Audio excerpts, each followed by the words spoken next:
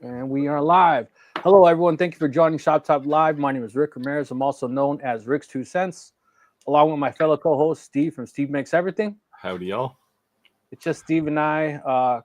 Quick people that already joined the live. I want to thank you, but Roger's wife is in the ER right now, so take a moment of your time, say a quick prayer for her that she'll be all right. Kristen's around the corner. Want her home and safe with her family.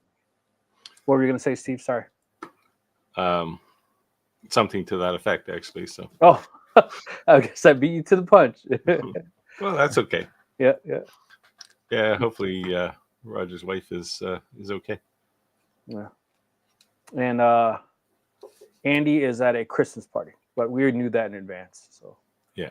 Kristen, but imagine going to a Christmas party and thinking it's more important than this live stream.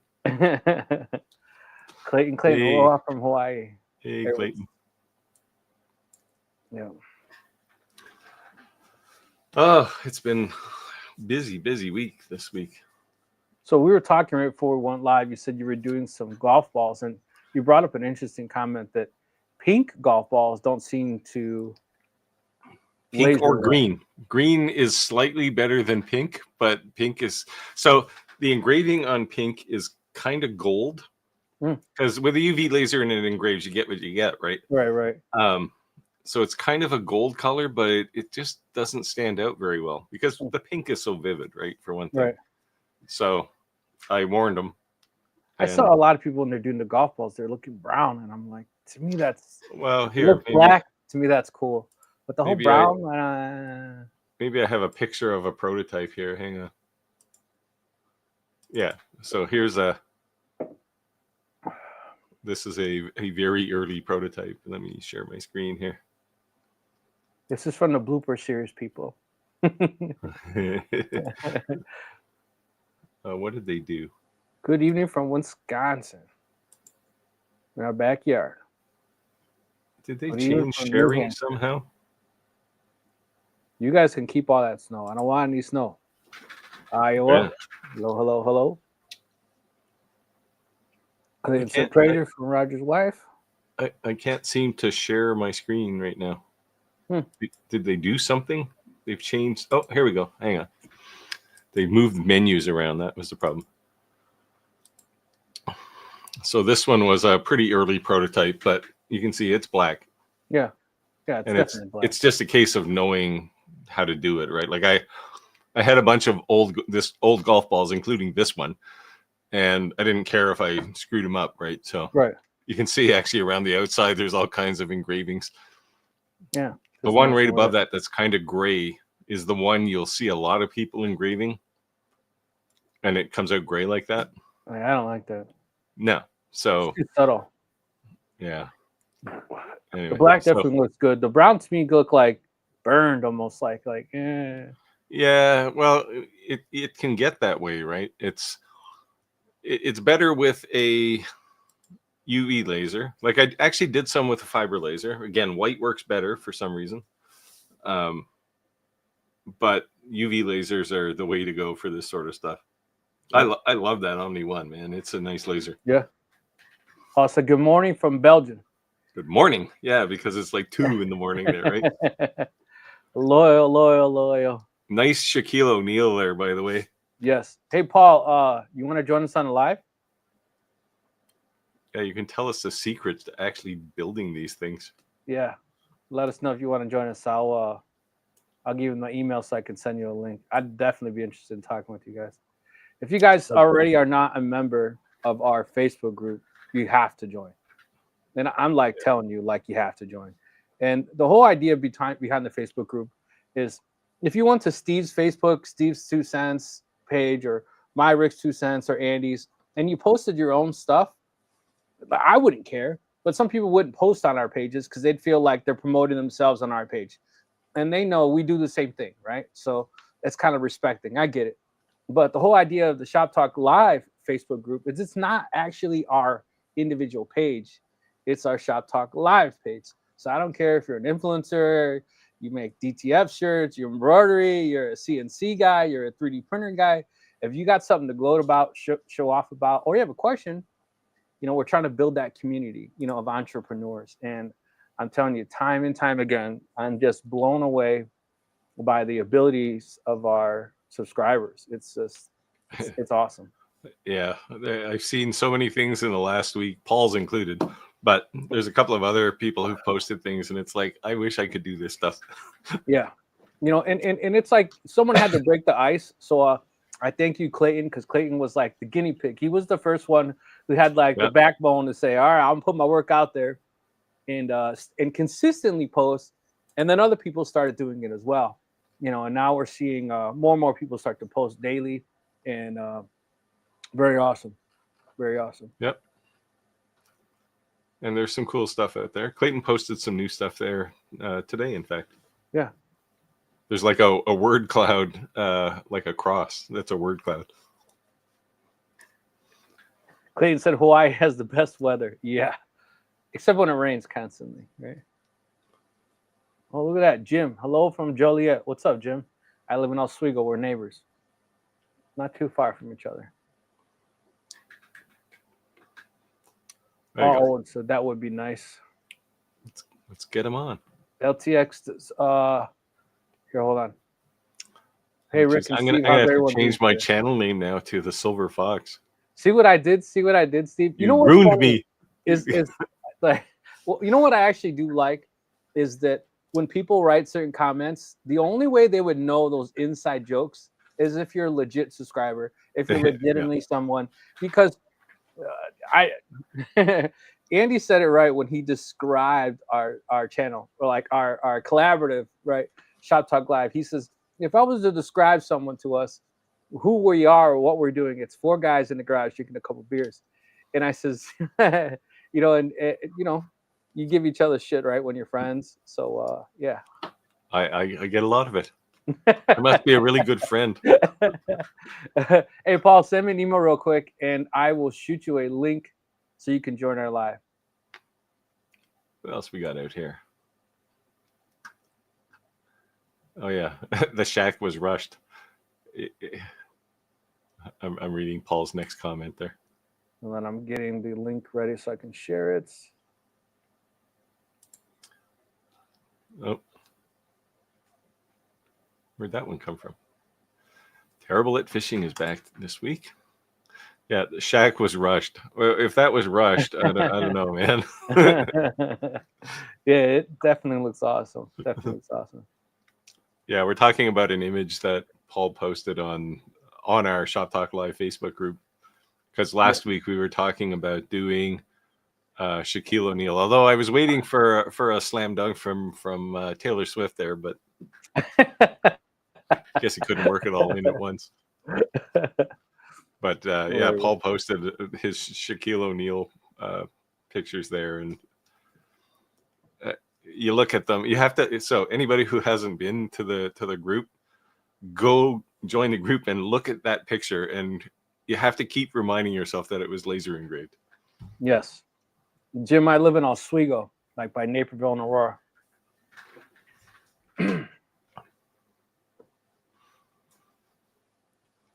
Just joined. Paul, let me know once you send that email. All right. So I have a question for you, Steve. So when you use a spindle versus when you use a router, so when you use a router, it's just plugged into a standard 110 outlet. But when you use a spindle, is it hardwired? You need a VFD controller. Okay. So a spindle plugs into that, and then you plug your CNC into the VFD to control it. So the VFD is what can control the RPM and all that through the software. Okay. Yeah. And that's how it differentiates the current or the speed or whatever. That it varies. Well, it varies the frequency. It's like an AC motor, right? But you can vary the frequency of it. Okay. Yeah, if you're serious about CNC, it's the way to go, but it's not a cheap option. So you have to do. I used a spindle on a trim router on my CNC for a long time, and then I finally said, like, just for me, it was I can't deal with the noise because trim routers are not quiet, right? And I'm running like 2-hour jobs sometimes, and it's like, oh my god, I'm just gonna leave my shop until this is done. That's why I was asking Andy about building an enclosure around it. I think I'm going to do that and then put some sound acoustic insulation in it. Yeah, Hey, I was thinking about putting that pink styrofoam. Yep. You want to get you really want to get acoustic foam though, the pyramids, like the egg crating stuff. Oh yeah. Put it on the ceiling, right, and the back, and then find some fancy way to open the doors in the front. Like put some doors on the front. That'd be cool. Yeah, so I was going back and forth with looking at these CNCs and kind of torn between which ones are here? The One Infinity, right? I think that's the 5, right? Am I right? One Infinity? Yeah. It's 5. 5 what? Hold on. It's the big one, the Elite one, the Elite series, the Foreman. Yeah, that's what I have now. I had the regular one before, and I sold it and got an Elite. So I asked them. I says, "Are someone in your upper level management in the union?" And they were like, "Why would you say that?" I said, "Because your CNC's names are Foreman, Journeyman. Like those are union classifications." I was like, "So when does the general foreman came out?" They're like, "Well, wouldn't it be a general?" I'm like, "I said union, not military." You know. So they were kind enough to want to offer me a smaller one, and I was like, "Nah." Yeah. It's only 36 by 36. 36 by 36. You can do a lot with that. Yeah. Like mine is well, again, I had space constraints when I bought mine, so I have a 48 by 36. Okay. But if I was buying one today, I'd buy at least a 48 by 48. Yeah, so they were kind enough to offer me that, and I just said, "Nah, I don't think I want it. I want the 48." So that was not on the table for them. But I said, "Okay." Yeah. I mean, they're a good company. I like Onefinity. They're fairly responsive. So is like in the Elite, they use the Masso controller, which is an Australian company. Mm-hmm. And those guys are very responsive too when you have issues. So I'm trying to look through my phone right now to see it. I forget the name of the one that has it has like a built-in screen on the side of it. That's both of the Onefinities. The Elite has a bigger touchscreen. It's like an 11-inch touchscreen. Yeah. Okay. So that's the one you doesn't have a computer. It actually has the screen, right? Yep. And that's the one I have. Okay. Yeah. So how do you like that versus using a computer? Well, so I still use like Vectric, VCarve, or Aspire to do the design, and then I just upload it to the machine, and I go over there and I push the start button, right? Load it and put the start button on. But it's pretty simple. Now the original Onefinity on the Buildbotics controller, it actually had an IP address, so it was yeah. So you didn't have to go through that upload stage. You could pipe directly to it. So it threw Steve off for a second there. That comment is I shared a comment and said Steve's second channel is the Silver Fox Creations. I don't know about creations. So I was actually thinking of creating another channel to just do reviews of stuff. Because I get all kinds, like today or yesterday, I got a request to review a ruggedized cell phone. And it's like, I got no time for that on my channel. Like that's a different channel, right? Right. I thought I was pushing it with the Momotion lawnmower, but certainly a cell phone is kind of too far out there. I don't want to become a cell phone technical lifestyle channel. Listen, hello from Northeast Texas. I got a lot of family in the valley. Northeast. Oh, I was saying, I have a friend who lives in Texas, and he always talks about the hill country. That's the west side, though. The one thing I hate about Texas is getting to Texas, right? Because Texas is so huge. You're like, we're here. And you're like, no, dude, we got hours to go. But don't you just go to Dallas and that's it? No, I go to McAllen, which is like saying you're going to Mexico. Like I used to have a team in Austin, so I'd go to Austin quite often. Yeah, my dad used to live in Cedar Park, which is like right next to Austin. But yeah. So by the way, for people who are listening here, feel free to ask some questions. Yes. If you have issues, I've dealt with all kinds of issues this week from people. Bill said my first time here. Hey, welcome, Bill. So I haven't normally done any kind of like paid training for people, because first of all, my whole channel is about training people, but there's lots of people now. This week, all of a sudden, it's like this flood of people saying, "Hey, will you do some personal training for me?" It's like, why is this all happening now? Like, I used to get one maybe every week or so, but now this week it's been like 3 or 4 a day for the whole week, and it's like, well, this is cool, but so I don't know. I might have to put some actual training material together. That sounds like work to me. There you go.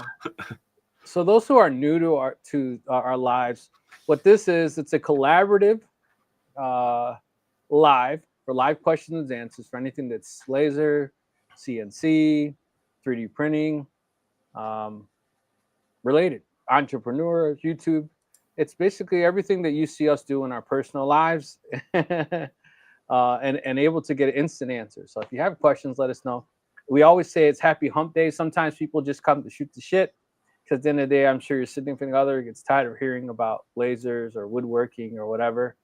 So sometimes people don't come for questions. They just come for camaraderie, for brotherhood, just to shoot the shit, and happy hump day. Should we say Clack came tonight to get some answers? Yeah.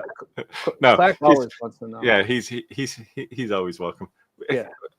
Clack, are you ever going to come on and spend some time with us? I'm going to have to go down to Alabama.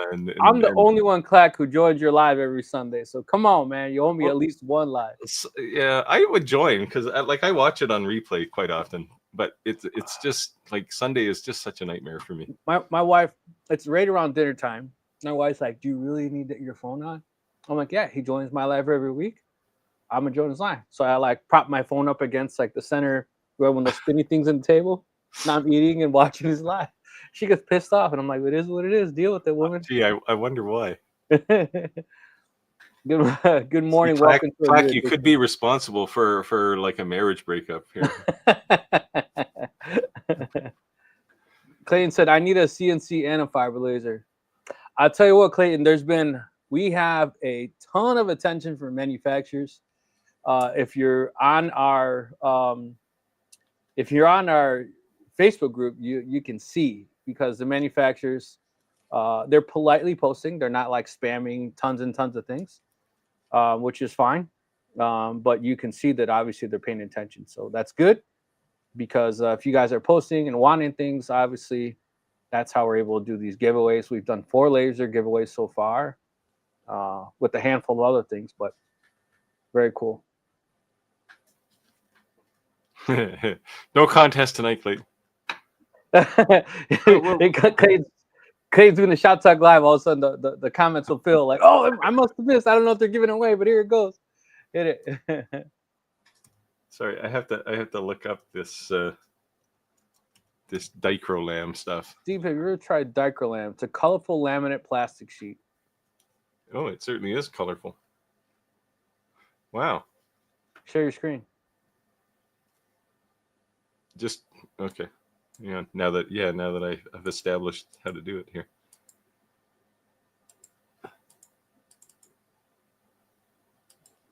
So check this stuff out. Oh wow, that's crazy looking. It's like if you're making knives that look like this, you want to make the handle look like mother of pearl, right? That's crazy. Oh, the guitar is nice. Wow. That's cool. No, I haven't obviously tried it, or I wouldn't be so astonished. Yeah, that's cool. How much is it? Expensive? I don't know. See if they tell me here. This isn't really a store. Oh wait, there's a gallery though. Sorry, I'm chasing squirrels now. No worries. I wanted to see some of these. No, it's badass. Wow, this stuff is cool. I would imagine it's not cheap. It doesn't look like it should be cheap. No. I would imagine that it's not cheap. Yeah, I mean, if this stuff is like $10 a sheet, I'm going to buy a whole bunch of it. Cool. I would imagine it's more than that. I'm going to look these guys up. Yeah. Well, let us know where you get it from, and we'll check them out. Seems pretty cool. Yeah, sure. The fact that they don't have prices listed here, kind of it's kinda suggests that worrisome. if you want to find out, you have to call us. Yeah. Anyway, that's cool. Thanks for the tip. Yeah.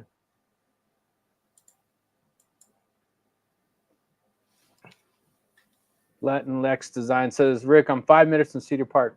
Cool. Yeah. I lived in Texas with my dad for one summer in Cedar Park. Well, the weather's certainly better in Texas than outside Chicago. It's funny. So when I was a kid, when I went to Texas, lived in Texas, I got pricked by a cactus. It gave me a fever and like knocked me out. I guess like they were poisonous. Jesus, what kind of cactus was that? I don't know. It was in someone's front yard and had this huge flower, and I thought it was cool. And I touched the flower and I got poked. Then I just thought, like, I wasn't a pussy kid. I was like, whatever. It got a little blood and I'm fine.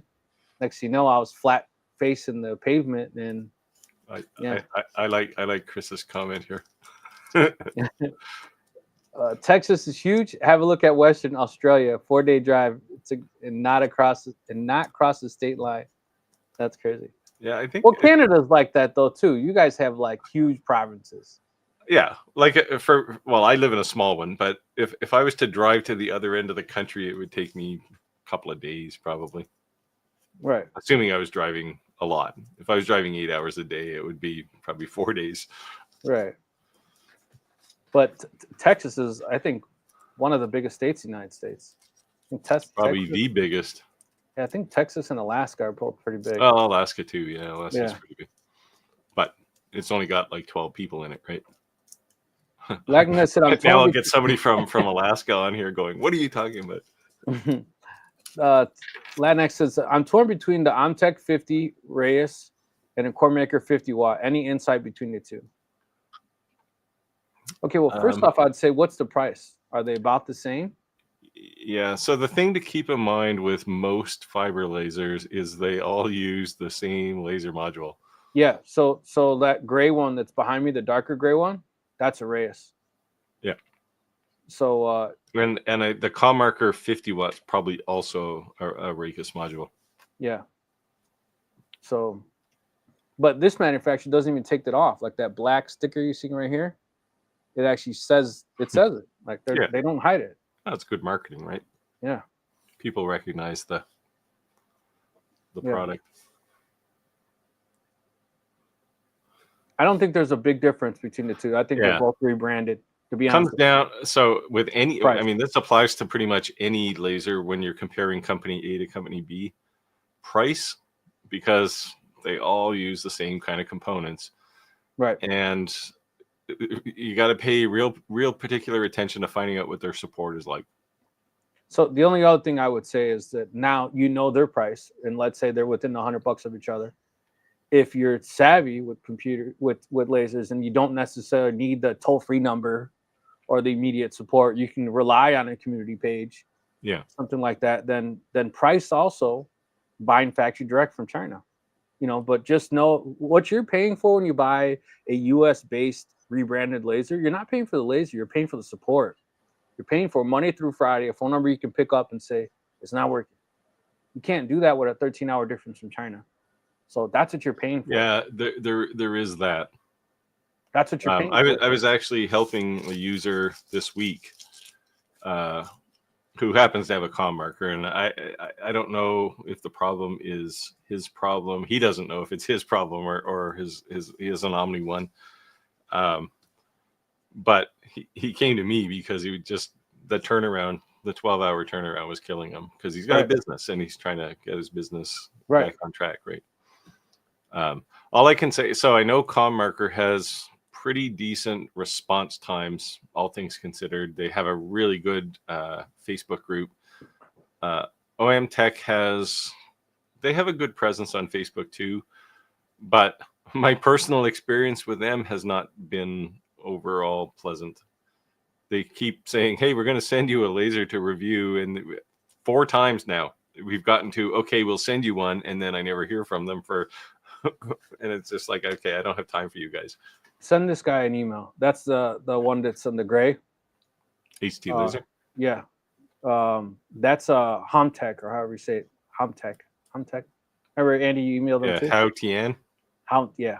I don't know. I think he joined me on Facebook. Yeah. Send them an email. He's out. Pascal will reply to you. Pascal is who I was talking to. Yeah, Pascal's awesome. All that I'm saying is then you're going to get a realistic idea what the price is going to be different from factory direct from China and a rebrand. And then you just have to make the decision. Is it $5,000 difference? Is it $500 difference? What are you getting for the difference in price? And then make the decision on your own. But you literally know what you're getting. Okay, we have to look at Clack's next comment here. Okay, hold on. I lost track of it. Where is he at? It's right here. Steve, you should have told me about the voodoo required to frame this Omni. So this is my one gripe with the OmniOne. If you look at most fiber lasers, when you frame, they use the red laser, right? They have a third laser dot that passes through the lens, and you frame with that. Right. On the OmniOne, they use the UV laser to frame. First of all, it's UV, which means you can't see it. So what you end up doing, so when I was testing some of the early versions of this thing before they started shipping, I said, like, you got to fix this because people are going to hate you because they don't know where the thing is, right? What I was doing was taking just like a piece of like white cardstock and sticking it in there to find the blue, blue rectangle. So they put this green paddle in there. It's this lime green thing, and it shows the beam. I still use paper, honestly. Speaking of not being able to frame, I couldn't get the Nano to frame. The Nano? Oh, there was something you had to do. There's something different with the Nano. Because Lightburn, the non-Galvo license for Lightburn, they jumped through a few hoops to make the Nano work with that. Okay. And it depends if you have the conveyor, the slide. Mm-hmm. If you have that on, you can frame. And then there's another condition. But if you have the rotary on, you're not framing at all. Or no, sorry, the rotary you can frame. It's just if you just have the thing pointed down there, it's hard to frame. Yeah, I just put it on low and well, and that's what you should do, right? Yeah, low power. So use a white piece of paper, Clack. It's the lowest path of resistance. Also, any idea why a laser would just stop? Had issues with with connectors, but today I was 7 hours in and the machine just disconnected. So first thing I would check is if you're using a laptop, that you have power management off, because if your computer sits, it can go in standby mode, and to save battery power, it can disable your USB ports. So before you assume anything with the laser, I'd go in power management and turn every setting off. Never go to sleep. Turn everything off. Everything to no or never. And then then you know it's not your computer, because the whole fact that it's 7 hours, that means sounds like a hibernation mode in certain things, or a sleep mode in certain things. Battery. In this particular case, it's probably not the laser. And the reason I would have said the same thing is because I've had that happen. On one of the computers in my shop, I have like a 5-minute timeout before it goes into sleep mode, and I started 2 or 3 times. I've started jobs on it, and then it just stops, and it's like, what the hell? And then I have to go turn off all the power management. Yeah. So I check that first. Yeah, if it's not that, let us know. Yeah. But the fact that it worked for 7 hours makes me think it's not the laser. Yeah, it's most likely the computer getting tired of listening to the printer.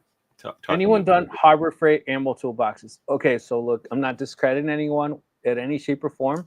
I've seen some really badass artwork done, and every single time I've asked someone, like, you mind me asking, what are you getting them? What are you getting for this? They're like, I can't sell them. Steve made a good comment one day. I know I'm not trying to misquote you, but you said something to the effect like, It's just something that gets someone up to your booth. I don't remember how you said it. You said it's like the dollar items that you lost money on, but it's just the lost leaders. Yeah, there you go. Yeah. It's the $1.50 hot dog at Costco, right? Right. Yeah, that's exactly what it. Yeah. So if you had some badass ammo boxes at the beginning of your booth, and that's caught someone, you sold that for $10, but you got them on a $50 item. But anyone that I've known, it's like anyone who's making those triangle Christmas trees and ammo boxes, because everyone on YouTube says it's a great seller. I've seen no one.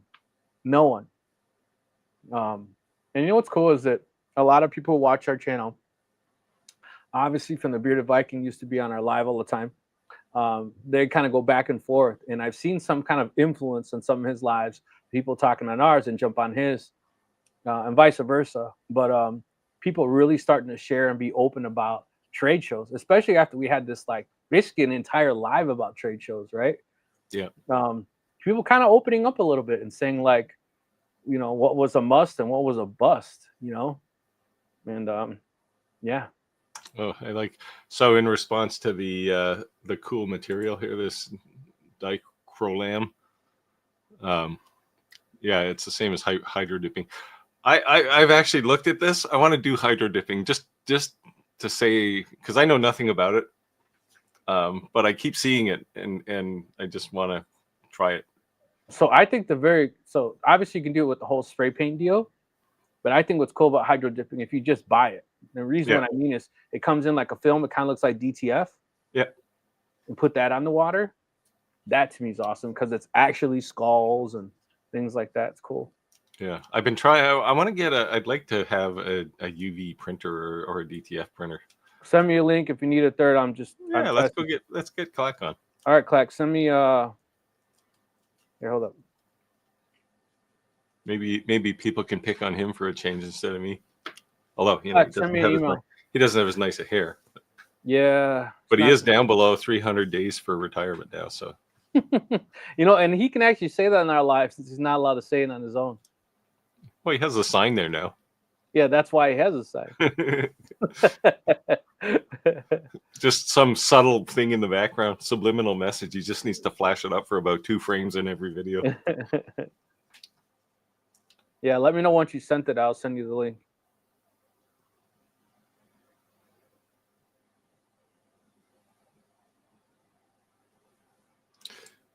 Yeah, so Chris makes a point here about Paul's laser stopping. These are all certainly problems, but those wouldn't happen generally after the laser's been running for 7 hours. Yeah, so Clack, I know you had the Rayband glasses too. They sent me that voucher to get the glasses for free, but I had to pay for the lens. And I waited, and I thought I still had time. I ended up missing it by like 5 days, and I was so pissed. And so I bought them anyways. But now it looks like they just sent me something new. So maybe if you just, I don't know if they sent you something too, so we'll see. Anyway, I was saying I'd like to get a UV or a DTF printer. Nice. I just got to find somebody, because I don't care so much about making t-shirts. That's not my thing. But what I want to do is find ways to use that in laser projects, right? So the bad thing about DTF is it has to be printer used every day. You'll ruin your print head. You cannot you cannot have, if you don't use your DTF printer, then you're gonna just literally flush ink through it on a cycle. Yeah. You're gonna be you have to circulate. That's generally what I do with an inkjet printer too. Yeah, no. That's why I have an Epson Eco Tank here. Yeah, but you're paying $100 to $200 a liter. That's difference.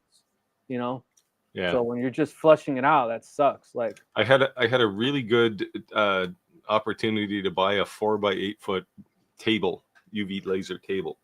That's badass. And like it was on an auction coming from a company that declared bankruptcy, and I looked at it and went, I just got no way to get it because it was like 4 hours away from me, right? So I'd never get that squeezed into the back of my little car.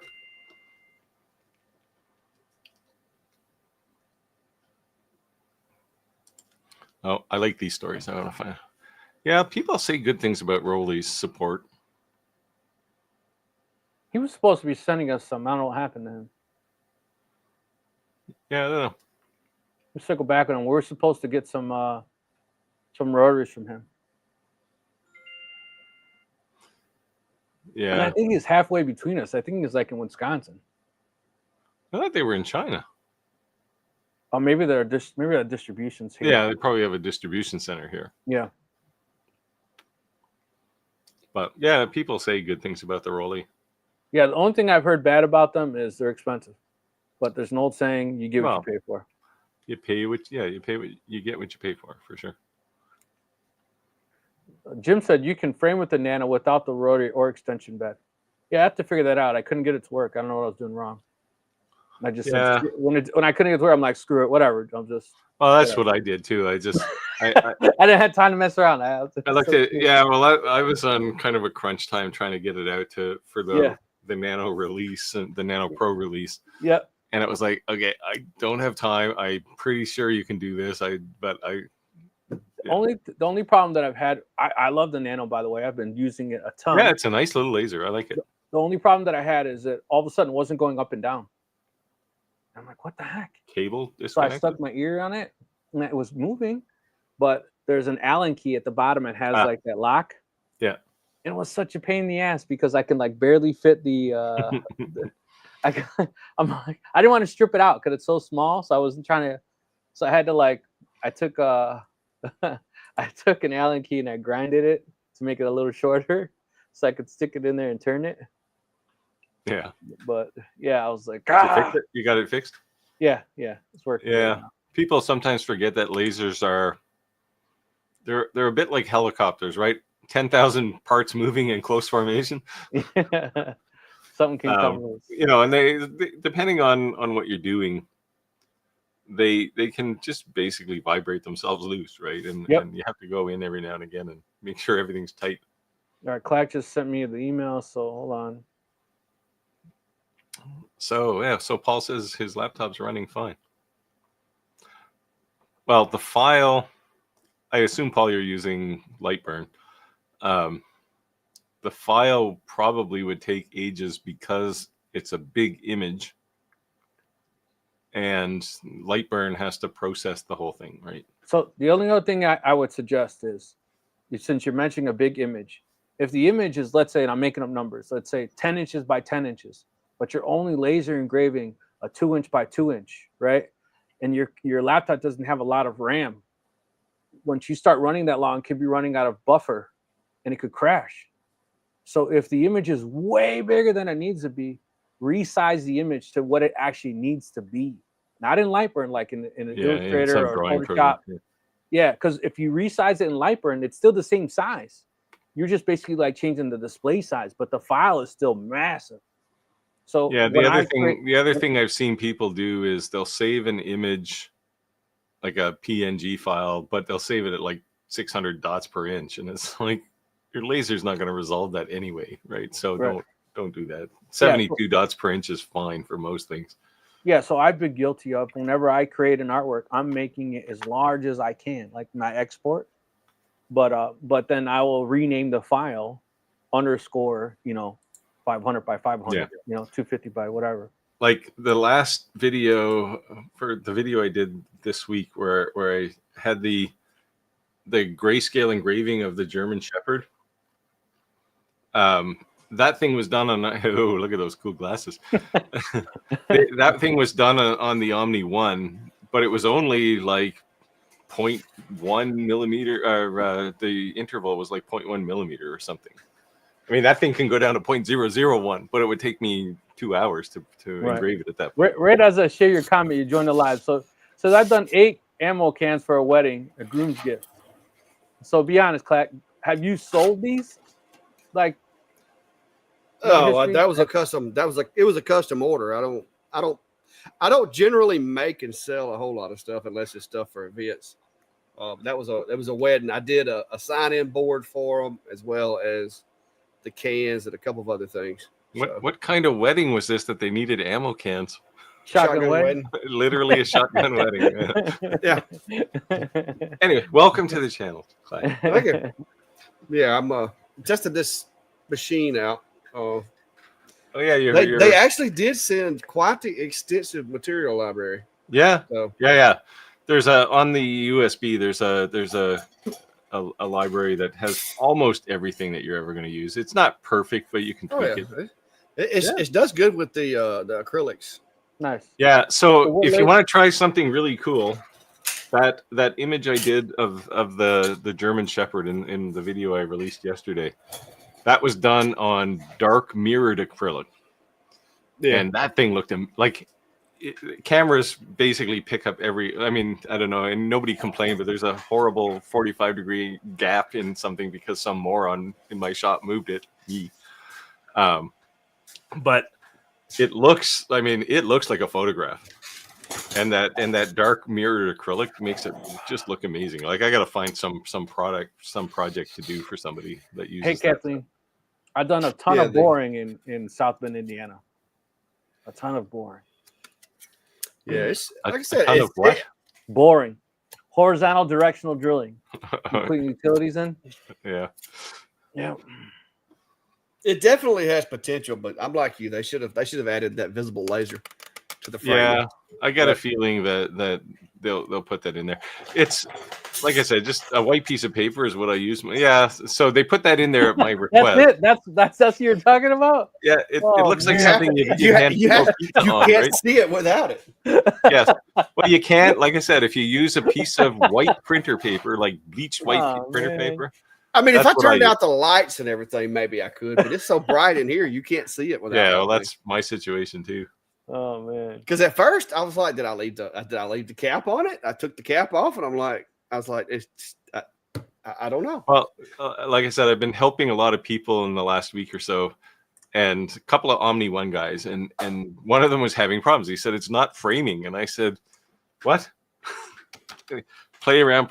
I said, put a rectangle on your workspace and hit the frame button, and then go over and put a white piece of paper on there, and what do you got? Oh, there's a blue rectangle there. I said, yeah, okay, this is the problem. It was working. Yeah, that, like I said, that kind of threw me for a minute, but you know how it is. I had the machine. It came in today. I wasn't planning on messing with it. I was still testing the OmTech,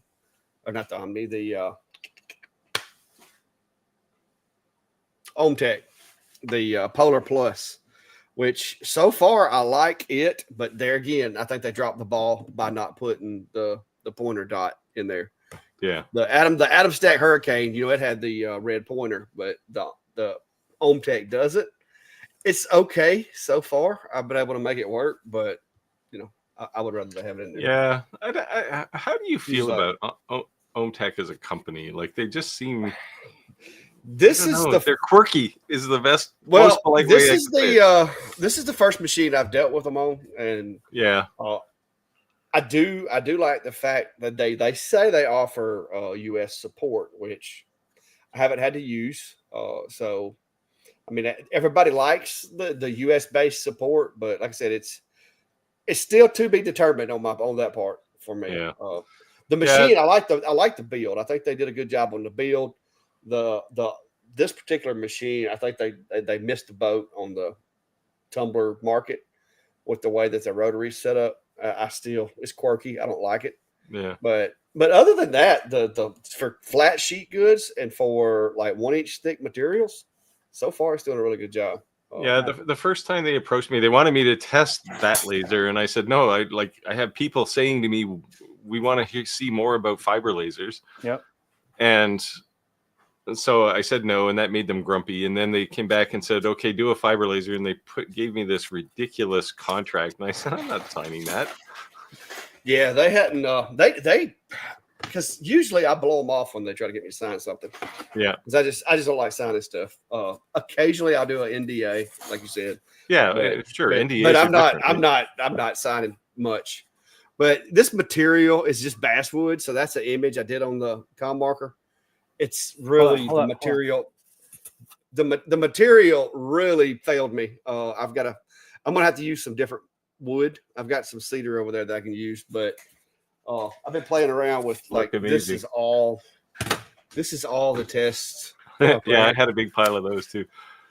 So get yourself a bunch of glass coasters. Yeah, it does a good job. There's Steve's thing. Yeah, look at that trademark Ventari. Yeah. So wow, you're nerding out. You know, if you miss your live, you can just put that next to you. It's like the volleyball. When Steve missed our live, I bought a Canadian Dry and I put it next to me. So somebody mentioned to me the other day that a UV laser won't engrave clear acrylic. And I said, no, it will. Yeah, I saw that actually. You did was it your live or something? Short? Yeah, your short on your whole shop. That's when me and Steve do lives together sometimes. It's like my little mannequin, Steve. Little, you know. Yeah. This is Steve on a stand. And nice. This is Steve on a stick. There you go. So yeah, we'll have to get him to come on too. I have to keep refute all of this. I have to keep him on his feet. Yeah, I saw your little short where it showed the whole shot. That was cool. Quick question said, has the Algo laser been revisited by anyone since their release? Appears bugs are worked out now in their Delta. Has anyone tried Cermak-like sheets? They asked me, they probably asked you too, Clack. They asked me if I wanted to try the new Delta, but I've got the Alpha MK2. Yeah, I had an opportunity on the Alpha 2. I just don't like testing open frame lasers anymore because they're just like so dangerous, right? And it was good to get the business bootstrapped, but now we got to be safe, right? Yeah, well, the reason I still do a lot of the machines that I don't necessarily want in here is because a lot of the guys that watch the channel, you know, they still have a need or have a budget. Yeah. Stuff like that. So I try to keep a few of those coming through, but I try not to overdo it. Yeah. And I've been trying to back away from doing as much reviews, but it's just the here lately the evolution of lasers has been so fast. Yeah. It's crazy how fast things have gone, right? That they keep finding things that I'm like, okay, that might be fun. You know, I might like that. That's like the Dech. I was like, I've never had an Dech. People ask me all the time what I think about them, but I don't have one to reference. So I was like, okay, I'll take it. And I know Steve got a different version, which I kind of like too, because then, you know, if somebody has a question about this machine, I can answer it. If they have a question about that machine, he can answer it. So we try to fill in the gap best we can. Yeah. Yeah, I was going to say, when you're playing with the OmniOne, somebody asked me this week about engraving clear acrylic. And said somebody told them, some YouTuber, it wasn't one of us, I guess, but some YouTuber said that you can't engrave clear acrylic. And I thought, well, no, this is crazy. So I tried it today, actually, and I'll probably post a little short to answer the question. But somebody said, you can't do this. So I tried it, and it's like, I just put in some random numbers, first of all, and it's like, wow, nothing happened. It went right through to the... I actually, unfortunately, now have a material setting on the base of my OmniOne. But what I discovered when I ran enough material tests is there is exactly one setting for clear acrylic, and it's finicky, but you need 1,000 millimeters a second. You need 0.001 millimeter interval, and I think it's 15 or 25 kilohertz of frequency. And it's like anything, like you go 100 millimeters a second faster than that or slower than that, doesn't work. You change the frequency, doesn't work. It's like one box on my material test. I'm gonna wait though, since it's so kidding. Yeah, give it a try. Which I'm going to be honest with you, this Dech, I have been playing with clear acrylic. I have no need for anything else to engrave clear acrylic. This thing is a beast when it comes to. Well, I mean CO2, right? So, even compared, I like atom stack machines, but even compared to the atom stack machine on clear acrylic, the results are pretty impressive. I don't know if it's the beam size or exactly what it is. But it's doing a really clean job. Don't you? You have an X-Tool P2, don't you? Yeah, I do. It's sitting right there. That thing has a really small beam. I mean, that thing's beam size. Yes, but diode laser. I like the machine, but I've got so many X tool machines in the shop that it's like, okay, I'm gonna play around with the different CO2s. But it's a little. I don't like XCS when it comes to doing that kind of thing.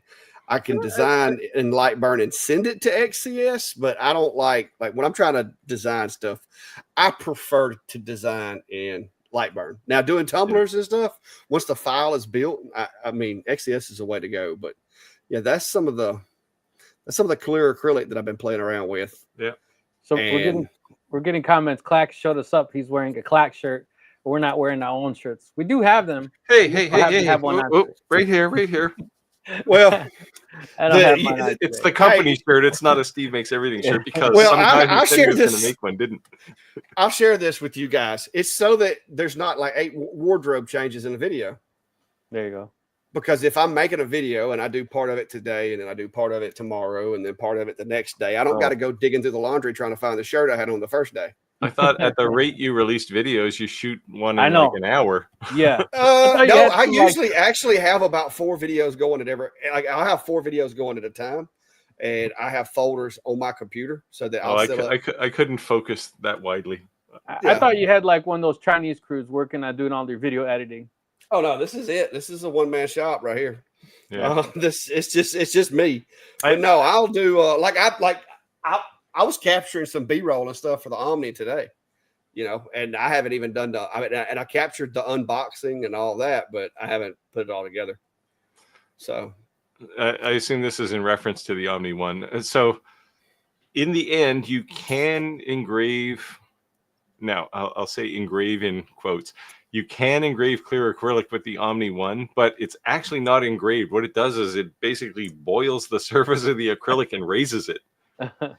And it's white, but and there's a lot of rules. Like I said, there's exactly one setting you have to use, and you can't have the thing laying on the workspace because if there's black underneath it, it'll go through the glass. And it's funny you said that. See, I was actually doing some tests on the slate coasters with the Nano. Yeah. And I was actually able to raise it and make it like a yellow.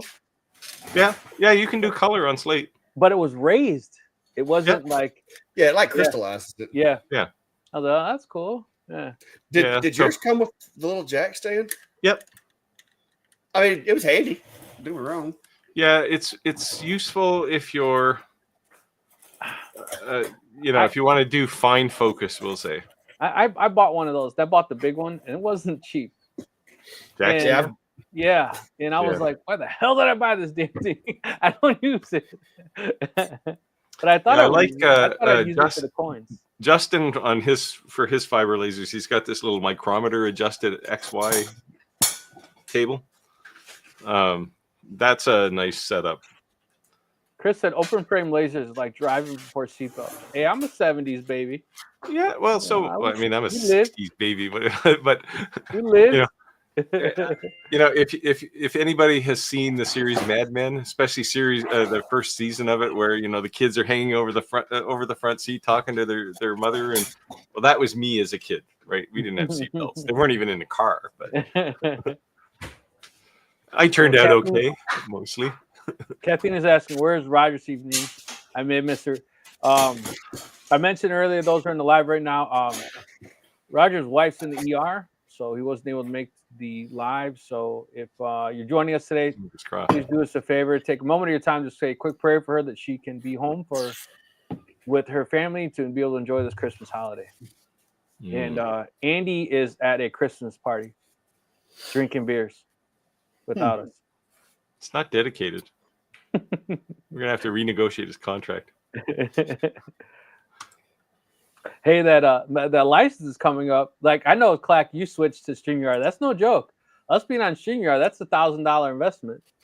Oh yeah, you got to be serious about streaming. It's to stick with StreamYard for us to be on this. It enables a lot of things, though.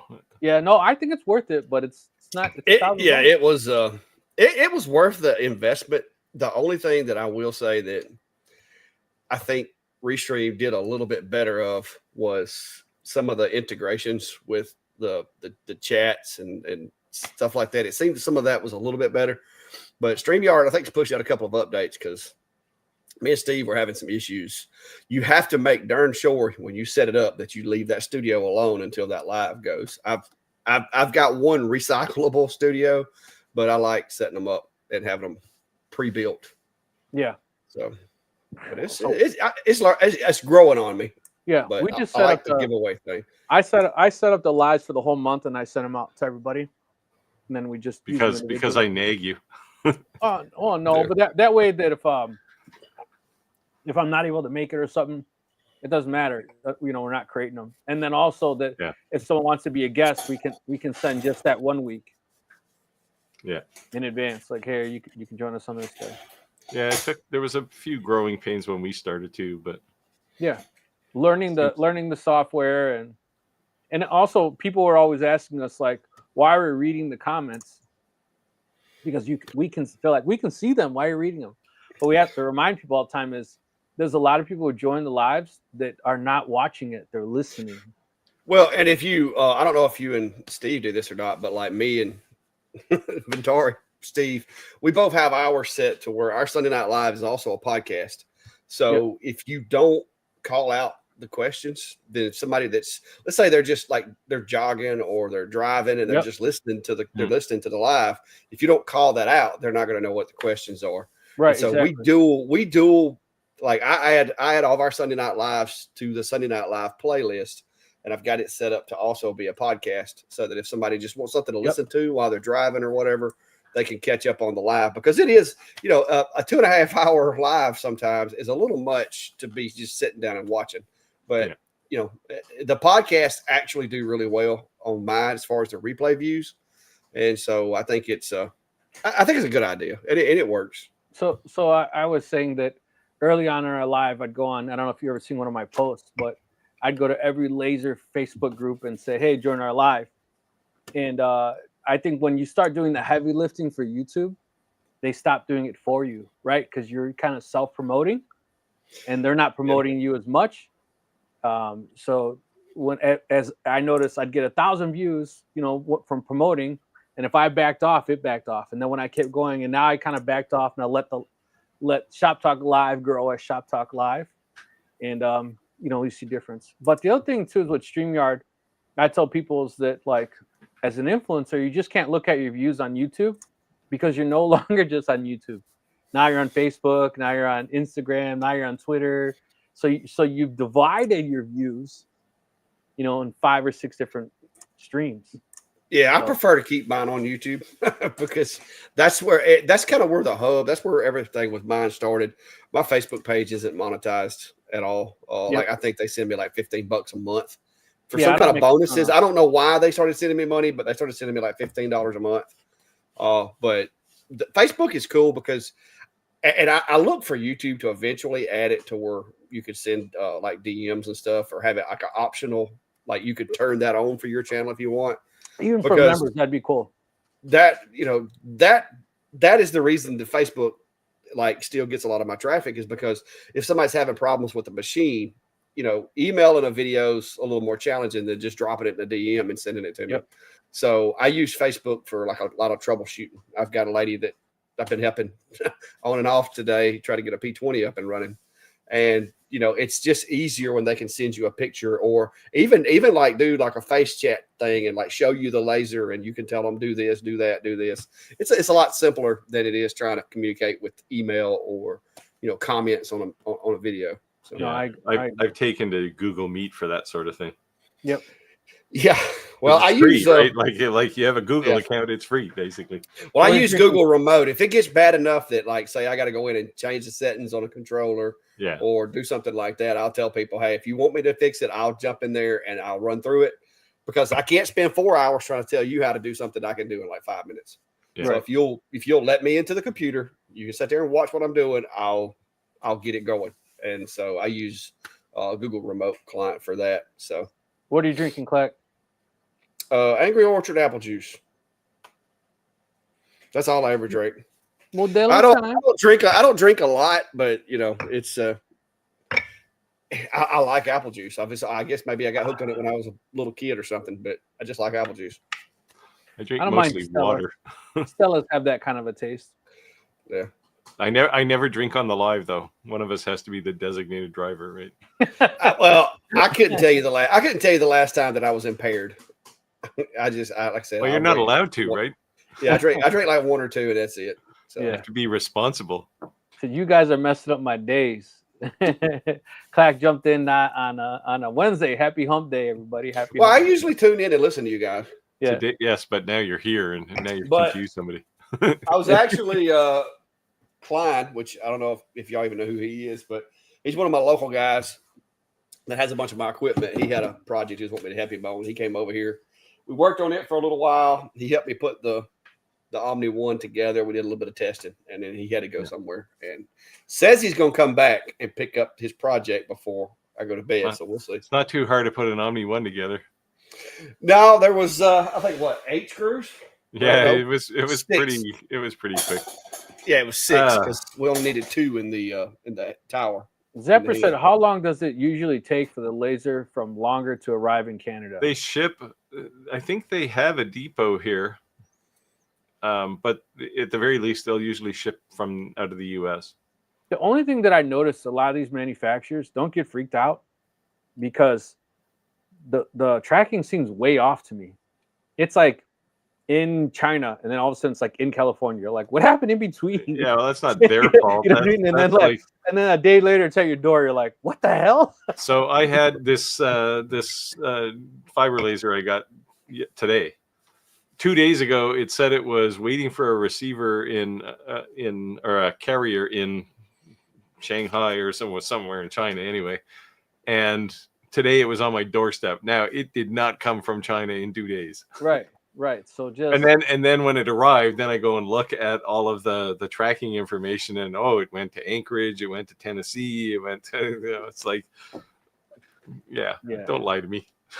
Just what I really want is, and they used to have it on UPS, is you used to be able to show a map and show where your thing was at that particular time, right? Yeah, And I think you can do it if you sign up for it. Yeah, I have a UPS account, and I think the only one doing that now is what's the yellow trucks, DHL. DHL.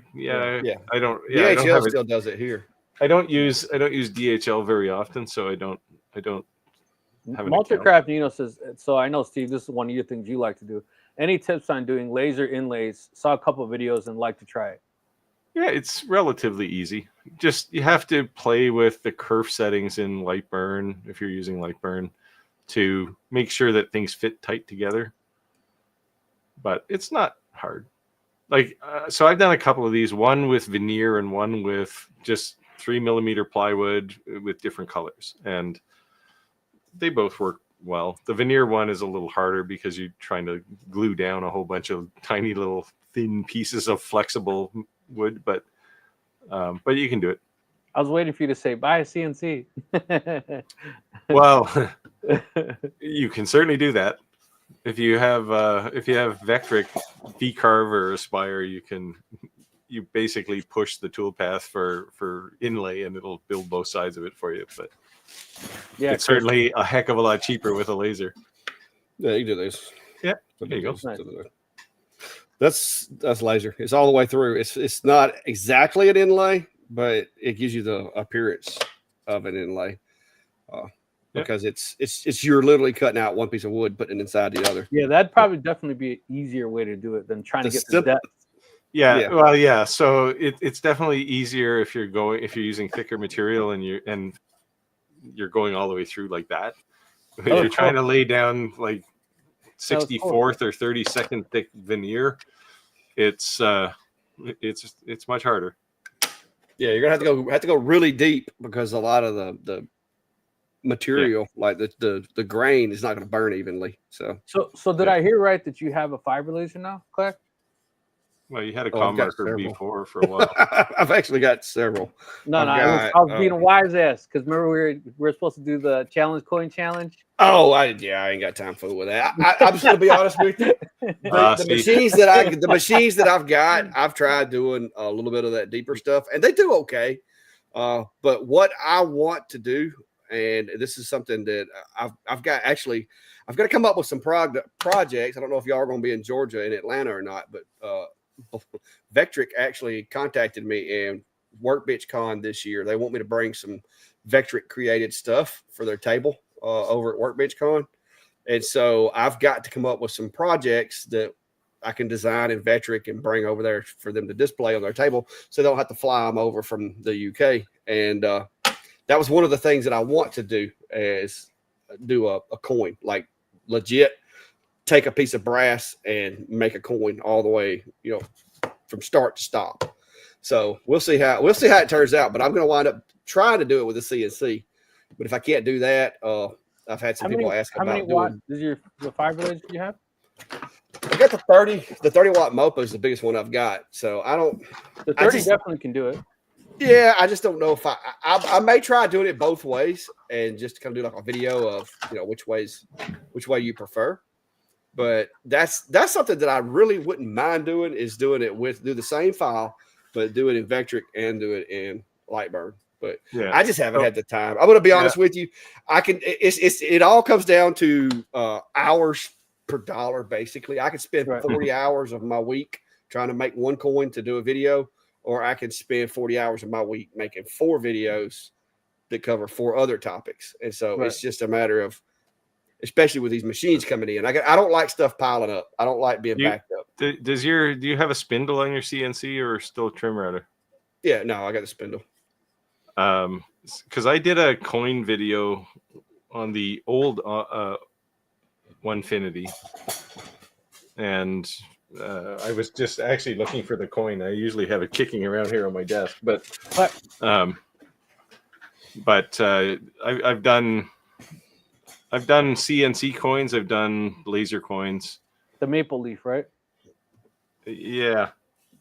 Yeah, Clack. The only thing that I noticed the big difference between the 60 and the 30 when you're making the challenge coins is my 60 can do clean passes, my 30 can't even touch. That's it.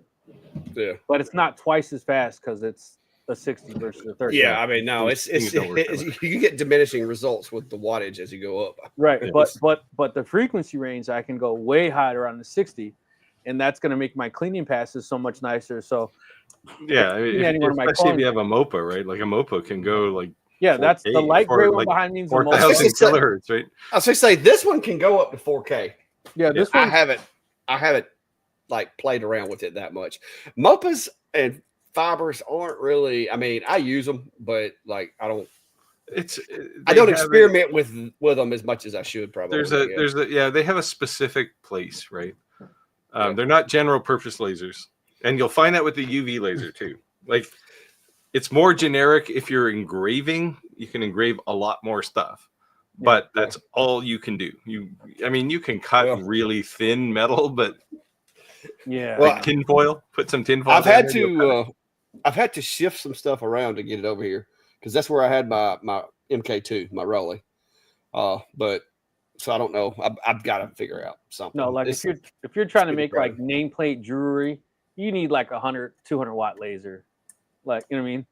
To be able to be fast enough, clean enough. Well, it's a speed thing too, right? Like if you're making 200 of anything, you're making production, right? And you got to do stuff fast. Right. Well, I've gotten more and more away from like most of my stuff's one-offs. Yeah, custom stuff pays so much better than mass-produced stuff.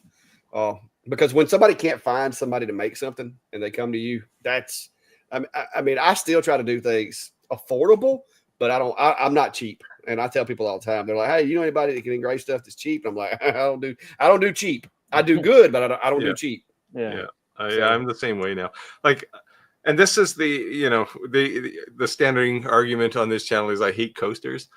I don't hate coasters. I hate work, right? Like people say, "Oh, you can make money on coasters." I think you actually said you can make money on coasters, and you can. But if you want to make $100,000 a year and you're making $1 a coaster, but now you got to get into, like I said, it depends. And I tell people all the time, because they're like, man, how do I make money doing this, doing that, doing this, doing that? It depends on what your end goal is. If your goal is to get your shop, have fun, recoup your expenses for materials and stuff, that's easy. That is absolutely easy. You can do that. Yep. But if your idea is that you're going to quit your full-time job and do this just selling things that you make and live, let's hope you got a trust fund, because it's not gonna. It's not necessarily going to work that way. Yeah. Just like with me, I'm fixing to be retired. I'm going to have my check coming in from the state, and so that is basically going to be almost what I'm making working. They're going to give it to me to stay at home, and so that is going to be what provides for my household.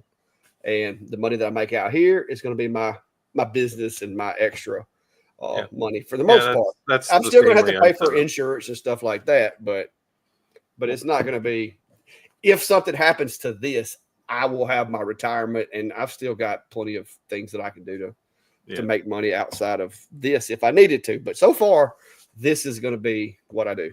Clack, the thing is, we're all not the silver fox. We don't have the big bucks coming in from the OnlyFans, so it is what it is. Some of us still got to work. Yeah, you can do it. Well, the thing, I mean, like I said, I've got several things I could do to make money. But David said Trotec has an interesting technique doing inlays. If you've never seen it, Trotec has a inlay video with an Aztec calendar. It's actually, and they give you all the artwork too. Yeah, downloadable artwork. I buy a lot of material from Trotec actually. Yeah, it's not the cheapest, but it always works. It's always predictable.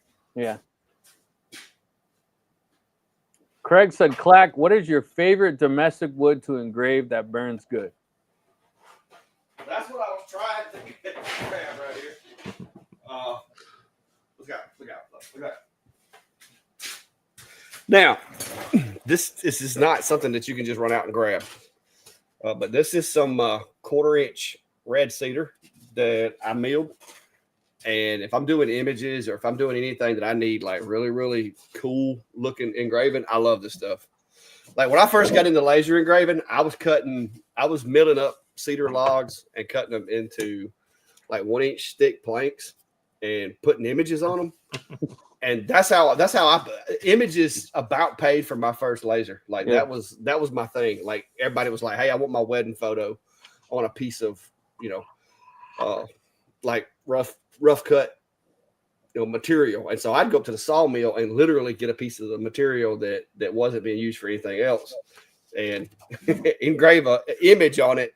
And they paid me like $100 for it. And so that's how I bought my first 2 lasers, was doing basically images on this stuff. Now you have to sand it and prep it, but this is actually cut down to like 1/4 of an inch, so I can make ornaments and stuff like that out of it. But yeah, it's red cedar does a really good job. Second to that, I would have to say poplar. If for engraving, poplar, you can't beat it. Like poplar is awesome. No, I like that red cedar too. Yeah, poplar's nice because there's no real grain in it. And I did a video here a while back, and like if you can go to like Home Depot or Lowe's or somewhere and get like this real thin 1/4-inch oak that they sell, and you got to pick through it now and get the pieces that have straight, defined grain. You don't want a bunch of knots, but you can pick up these little pieces right here as long as you're making something that you have a decent little markup on, because it's not cheap, but man, you can make some cool projects with this stuff right here. Yeah. I have a general policy that there's no oak in my shop. There's lots of walnut, lots of maple, lots of cherry, Purdue, you name it. But oak, no, it's not my thing. Oak is a good wood to use for structural stuff because it doesn't break easy. Yeah, I know. I mean, if I was making a piece of furniture, maybe, but yeah. I love making things out of cedar. I'm a fence picket cedar guy. I just like the way cedar smells when you. I make damn near everything out of cedar picket fences. I don't know what this. Why? Well, OnlyFans was the best way to make money. I don't know what the question is. The silver fox. What, Kathleen? What's the question in reference to? Before I commit to something. Well, now, Steve, this is probably something that you would rather have for your other channel, but oak's really good for making these. Oh, So So you can like double-handed, like you can seriously instill some discipline with that right there. I've been wanting to make some of those because they call them Mexicans call them like machetes, and they put these stones on the side, make it look like an Aztec. Yeah. Thing. Well, you can actually take and cut holes in this also, and like use it to serve certain. Yeah, it's a flight board. But, oak is the question. Why not? Why no oak? I just find oak is just it's a harsh wood. Like the green is really it's in your face. He used to watch Oak Island. And he got disappointed they didn't find anything, and he ever since then doesn't. Oak Island is only like 45 minutes from where I live. I'd like to go see it. Be cool. It's really not much to see. I know. Just said I've been there. That's all. That's the kind of oak I like. I like it when you let it sit there for a little while. It spalls on you. Yeah. But in order to get this look, you actually have to let it sit there until the outside of the wood starts rotting about an inch or so in. Yeah, and it's hard. Did you get it wet? Take too long. Did you get it wet? No, you let the bugs get in there. The bugs, the excrement from bugs gets into the wood and causes a fungus to grow. And that brown and all those colors you get is actually fungus growing inside the material. Yeah. So the lesson is don't make a cutting board out of it. It's not food safe. No, once you dry it, once you mill it and dry it, it's good because it kills it. It kills it, and the only thing left is the discoloration. But that's actually spalting is basically just it's where like fungus and bacteria and stuff grew inside the wood, caused it to change colors. But it makes for some interesting. So the next short is going to say "Spank Me, Daddy" on there. No, believe it or not, sororities love these things. Yes. Yeah, and you know what's also is that look, I said hold on, Clack, bring that back. Clack, bring that back. AJ, you came at the right time. Look what Clack has. He's building. He said he'll put "Spank Me, Daddy" on there. Yeah, he's building paddles. That she said it. Looks like I came at the right time. Too funny. What has magnet fishing done for you lately? Oh, there you go, Steve. Got some boat paddles right there. You can call them that, I guess. The inefficient boat paddle.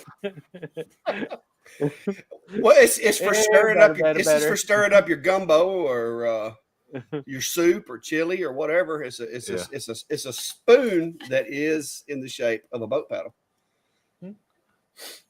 Yeah, nice one. CNC projects that Rick can start doing once he gets him a CNC. You haven't you haven't had the urge to make it spoon shaped? Not yet. So Jay said, if you guys don't know, Jay's a pretty well-known magnet fisher. Jay has like phenomenally good luck. So good. If I didn't personally know her, I think her videos are fake. Because she's just like, cast, let me just find a safe.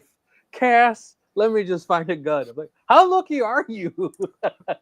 Like, I can walk to her house. So like, I'm going to the same place and I don't get crap.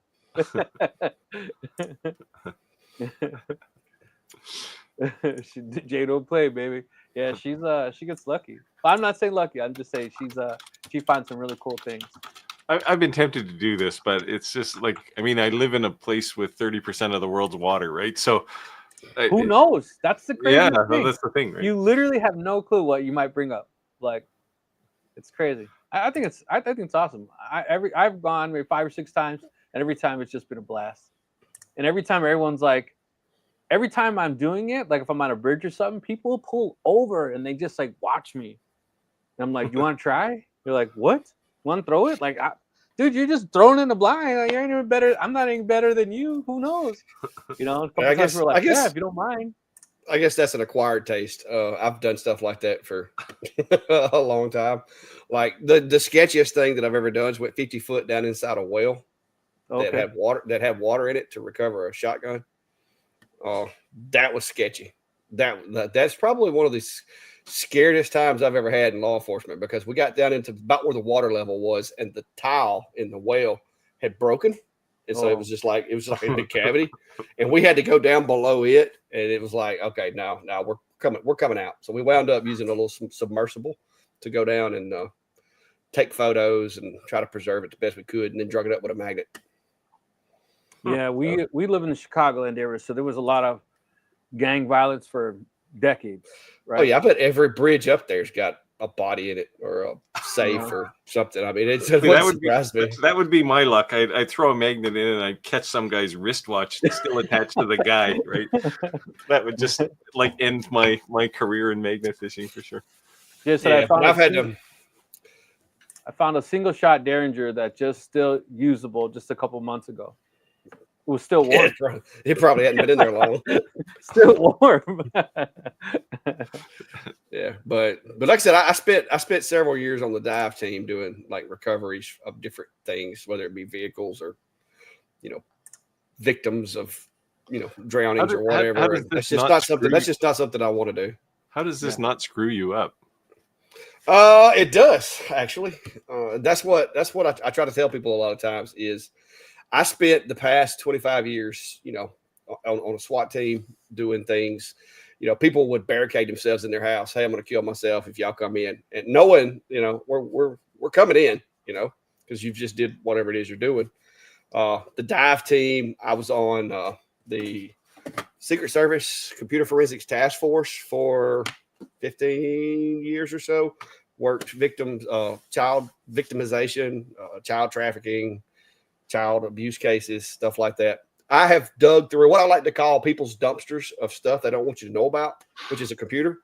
Yeah. I have dug through so many dumpsters that it does mess with you. I'm not going to sit here and lie. Yeah. I went through a very challenging period for a little while there. And that's what I tell people all the time, because I tell these young guys, I'm like, look, you're going to get to a point one of these days, whether you admit it or whether you know it or whether you don't, you're going to have problems. And you're either going to have to learn how to deal with it or it's going to consume you.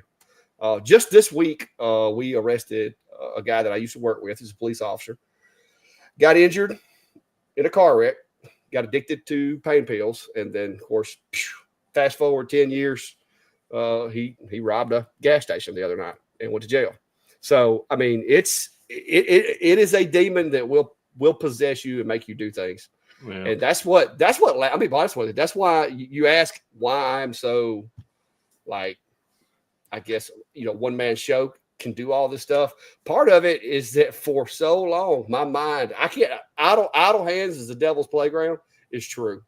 As long as I'm creating things, as long as I'm making things, as long as I'm doing stuff, it powers me up. It's like I don't know if y'all have ever played like video games, but it's like a power up, to where it's like, okay, I can continue to go. But yeah, I went through a period. There was a period of of trying to figure out exactly what's going on. I had cut some kids a break in a vehicle one night. They were under the influence, and of course, it was not a very well-to-do family. And I probably should have taken the kids to jail, but I knew that if I took those kids to jail, they weren't going to have any groceries or lights or anything for a few weeks, because mom and dad were not very affluent, and they were going to have to come pay fines to get these kids, taken care of. And so I chose, the parents got there, they were the disciplinarian type. And I'm like, okay, well, these parents are doing the right thing. I'm going to let them handle it. I'm not taking these kids to jail. Mom and dad, y'all got this. Well, about a week later, I drive up on their vehicle and those three kids are torn to bits. And that was kind of the straw that broke the camel's back, because up to that point, I was kind of juggling it. But then it just hit me. Like, it was like you backed a dump truck up and just said, yeah. And I didn't realize it at the time until my personal life started falling apart. And you find yourself on your knees praying, just saying, take it from here. I'm done. I have messed up everything I have ever touched. I have ruined it. I'm done. Just take it. And since that day, my wife considers me to be a feather on the breeze, because I don't. I just go with the punches. Wow. I'm glad I was an engineer. Yeah, luckily, you know, I haven't always been. I guess when I was younger, I was in the church a lot, but I didn't pay a whole lot of attention until like that day when when you've just destroyed your life, and it's like I have just sank everything I've worked for, and so that was the point where everything turned around, and then I found out that creativity cured. Yeah, it's a good outlet. So. Jay said she found in 4 years she found 17 guns under the same exact bridge. So that's pretty crazy. That's what I'm telling you. She is like, that doesn't surprise me. Here, this will make you feel better. Jay don't play Paddle said handcuffs paddles and handcuffs. You're her kind of guy. But yeah, it's like I said, one of these days, I tell people all the time, one of these days is that's going to be I don't run from my story because I tell lots of guys now, young guys especially. I'm like, look, you're getting into this. First of all, if you're married, I hope you got a strong relationship, because if not, there's a 75% chance you're going to be divorced within the first 2 years. There's a 35% chance you're going to be an alcoholic before you make it to 10 years. And there's about a 15% chance you're probably going to commit suicide eventually. So it's not a very, it's a rough career field, and it's gotten worse recently. But so I can't name it for him. We lost him. Where'd you go, Rick? Hear me? Yeah, there you go. You're back. You're breaking up. I can't say the name of the company. I'm breaking up? No, you're good now.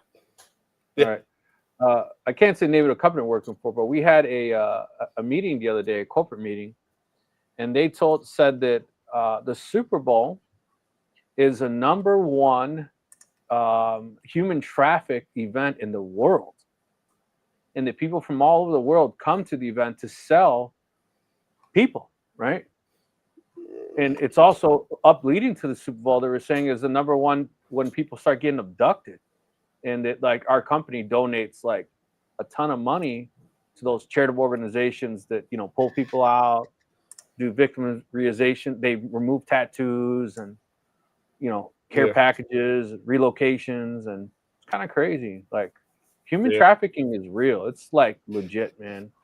Yeah, like I said, we don't have as much of that kind of stuff here where I live. It's a smaller community, and it's a little different. You have the same stuff like everywhere. It's just like in Chicago, there's a lot more people. There's a lot more of that stuff. Now, I will say the rates, the crime rates in places like Chicago and New York City and places like that, it's different. You know what I mean? I actually live in a place where you can sleep at night with your doors unlocked most of the time. There are burglars that happen, but usually they're going to try to take advantage of the situation while you're at work. Nobody's at home. They're not going to come into a house in Alabama if they think somebody's there, because they know there's at least one gun. There's at least one gun in that house, and they probably know how to use it. From the time you're 5 years old here, you learn how to shoot. So it's not that does instill us a certain amount of only the really desperate, only the really, really desperate will come into your house typically. Yeah. See, in Canada, we don't have this home invasion thing. So somebody broke into my house and years ago, and the cop, when I got home, the cop was standing in my kitchen, and I said, like, I was actually going to work at home today. If this guy broke in and I like kick the crap out of him or something, or grab a knife out of the kitchen and stab him, what's my recourse? He said, we don't have the same kind of laws as the US does. He said, if you're going to tackle this guy, make sure he has one good leg to get himself dragged off your property. He said, if I have to draw this is a cop telling me this, if I have to draw a chalk outline on your kitchen floor, we have a problem. And I went, well, it's a little different here. Yeah, it's a little different here. Yeah. We have a castle doctrine, which means my home is my castle, and I have no requirement to flee or run or give up ground. Yeah, you just can't chase them outside of your house. You got to pull them back in. He was on the front lawn, but I dragged him in the kitchen table. Well, but like I said, it's a lot different here because I was kind of closed-minded to the way that things work in other parts of the world until, like I said, when I started doing YouTube thing, you meet a lot of people and you get to like talk to folks that are from out of town and stuff like that. And it's amazing how much it varies just from state to state. Like even like in Georgia, 90% of Georgia is just like Alabama, except for like Atlanta. It's like closer resembles Chicago than it does the rest of Alabama. So yeah. Jay.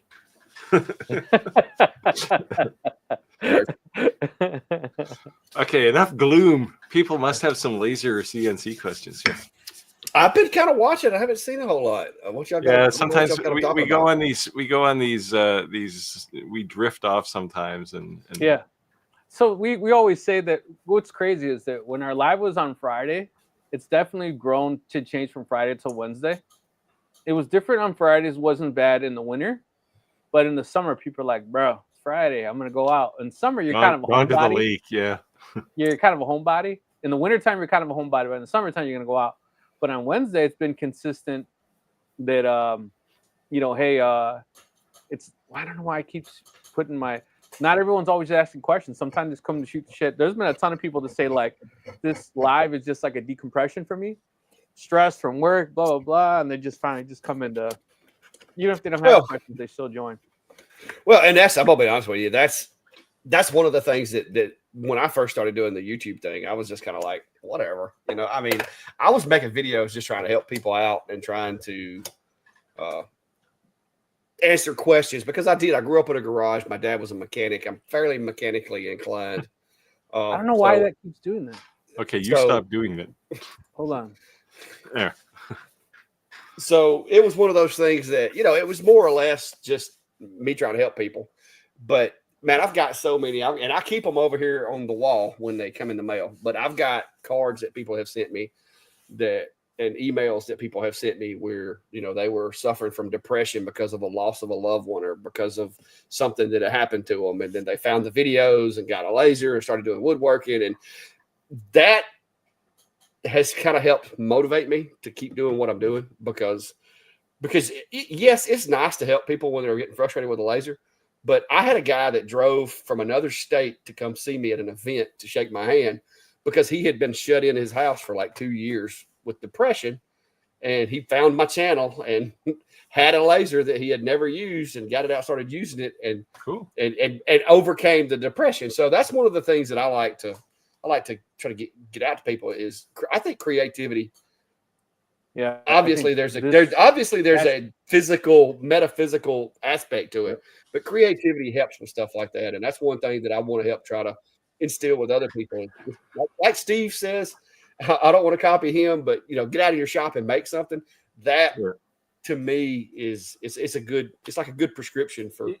Yeah, and that's really why I started YouTube. It was like you say, it's always good to help people, and I do it all the time. It's half my day is like answering emails for people with questions. But for me personally, it was like I was an engineer, software, hardware, building things, and you get stress without even realizing it. And at some point, I was a director, so I wasn't doing as much creativity things anymore. So I just had to do something, right? I had to say, okay, I need a creative outlet. And that's how it all started for me. And then one day my boss, while I was still working, said, hey, we're having a meeting in Raleigh. We want you to go to North Carolina. I said, no, I'm not going. I'm leaving. Yeah. That was the last straw. And I just said that. Yeah. I walked 3 guys off the ledge this year for committing suicide. And, we're in the trades, you went from working $185,000, $215,000 a year to you're working 25 hours a week, these guys are getting divorced, losing their cars, or losing their homes, losing everything. And, you lose your sense of value, your pride as a man to provide. So we're struggling as an economy, But yeah, my wife, 2:30, 3 o'clock in the morning, I get up and I get on the phone. Who's that? What's going on? Like, hey, But that's one thing I could say to someone. If you're struggling with something, sometimes a stranger's ear is easier to bend because you don't know them. They can't judge you. And if you vent on them, you're never going to see them. So, hey, vent if you need to. Well, I'll tell you, what are at Workbench Con, and I didn't see either one of you guys there. Maybe y'all come this year. But I was thinking of it, actually. Tom Bodette. I don't know if I know Steve's old enough. Tom Bodette, the guy from Motel 6, gave a speech, and I never knew that Tom Bodette, you know, the guy, I'm Tom Bodette, and we'll leave the light on for you. Yeah. Yeah, because he's up there speaking, and I'm like, this guy's voice sounds so familiar. Well, then he's like, okay, some of y'all are wondering, and he said the line, and I'm like, that's him. Yeah. Well, I didn't know it, but he was one of those. He tells his story about him battling with alcoholism and depression and starting to do woodworking, and helping him to overcome it and all that. He actually has maker spaces now that he's created and funds and works with and stuff. And to hear him talk, you know, that was another thing that was like, you know what, there is some truth to this for a lot of people. So it's pretty cool. But if you've never seen his story, there actually is a video I found on YouTube that talks about it. They interview him. He talks about how he, you know, struggles he had and stuff. But it was pretty cool, because I was like, very few of those younger people, the younger content creators there, even knew who that guy was. but from the time he opened his mouth, I'm like, that voice sounds so familiar. It's like Casey Kasem. Everyone know that voice too, right? Yeah. So. Yeah, Chris said I prefer the lives for interaction with hosts and chats unless I'm looking to learn something specific. Yeah, that's what I'm saying. The camaraderie, the brotherhood, just learning something, shooting the shit. You know, or if you are in a pinch, you need an answer. You got a lot of knowledge in one area. I do find people are sometimes surprised when they'll leave a comment in a video or something, and you'll say, hey, if you're having problems, just shoot me an email. And they always seem shocked when you answer. And it's like, well, that's what I told you I would answer if you sent me an email. You know, it's just, there's people out there, right? Even if you're not struggling with any kind of depression or anything, you're just struggling to get your laser running, right? Yep. And you know, it's always like, I have people who respond all the time, like, wow, I'm surprised you answered. It's like, what do you think I have a YouTube channel for? I want to help people. Big Heart said maybe after Clack retires in 287 days. Oh, there it is. Crazy that they know that, because you can't even see that. Yeah, I can't see it. You're gonna have to move it closer. I'll get to run into him somewhere at a show here in Alabama. I used to in my office when I was still working, I just had a number up in the corner of my whiteboard, and every once in a while it would change every day, and my boss would wonder what it was. Oh, it's just a number. Yeah. But no, it's like I said, I'm looking forward to it. Steve doesn't let me talk about it. All I can really do is point to the numbers. Once in a while, when he joins the live, I intentionally mention that. I'm surprised he's not in the chat tonight. But I'm like, he's not allowed to say his days. That's why I made the sign. I saw where somebody was asking a while ago about the clear ornament that I made. Yes. I will have a video. I was actually going to try to do it today, but I made that with the OmTech. That was one of my test projects that I've been doing with it, because I don't like to just run test grids. I like to run test grids, do little projects with them, and me too. Make a coaster. I know Steve doesn't like coasters, but coasters are nice little projects that you can burn through. I don't mind coasters. I don't want to make coasters because you have to work too hard. Steve loves coasters. You can make coasters, or you can be lazy, and I choose to be lazy. Yeah, but what I end up doing is I give away, like, those ornaments. A lot of them have logos for like local agencies and stuff like that. I give those to people. And I was supposed to have the video done. I was planning on having it done by Friday so I could divvy those out. But I didn't get it done tonight, so we'll see. But yes, there will be a video coming. That was the OmTech. Yeah, CO2, right? Just to be clear. If anyone's listened, the question he answered was, Clack, you showed a clear laser ornament earlier. What did you do on it, and do you have a video on it? So that was the question he was answering.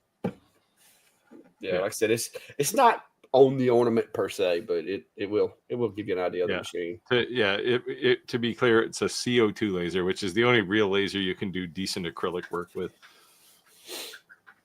Yeah, I like it. Yeah, Chris.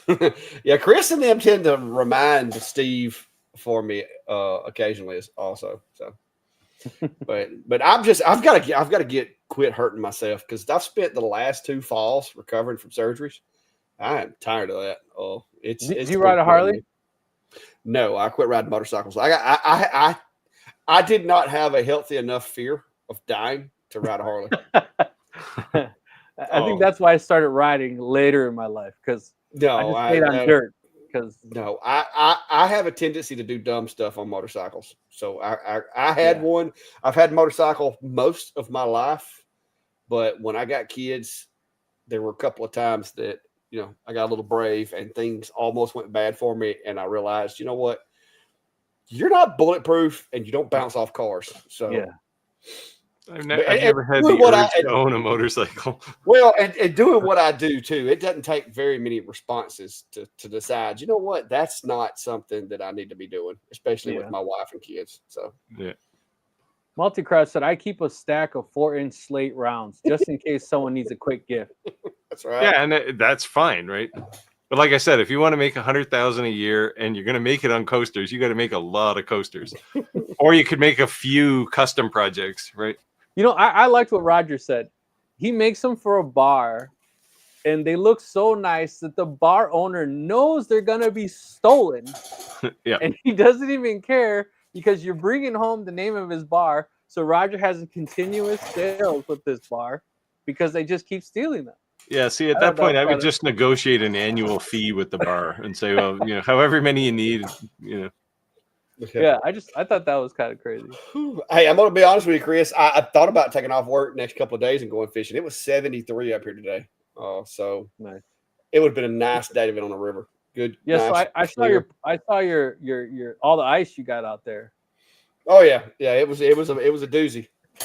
Steve's always bragging about how much ice he's got. Did you see that, Steve? No. He had 4-inch stick of ice on his windshield. Wow. It was three-quarters of an inch of ice. Yeah. I was trying to exaggerate even more. That's all. See, and I know I live in Canada, but I still haven't had snow. It was although we're supposed to get a foot of snow on Saturday. It was ice cubes. It was all started because Steve was talking about how much ice he had on the windshield of his car and making fun of me for having frost. And so I had to play back a little joke on him, and it was pretty funny. A lot of people found humor in it, I think. I was laughing. Yeah. Just like did you see my poor Chinese dubbed video? I say poor because that's what it looked like. I don't guess I saw that one. When did you drop it? It was a TikTok video, wasn't it? Oh no, I don't do a lot on TikTok. I ended up later posting it on YouTube, but it was like a very poor dubbed audio. The lips he did some really bad lip syncing. Yeah. But it was intentional because I wasn't trying to actually look like I was stealing the guy's audio.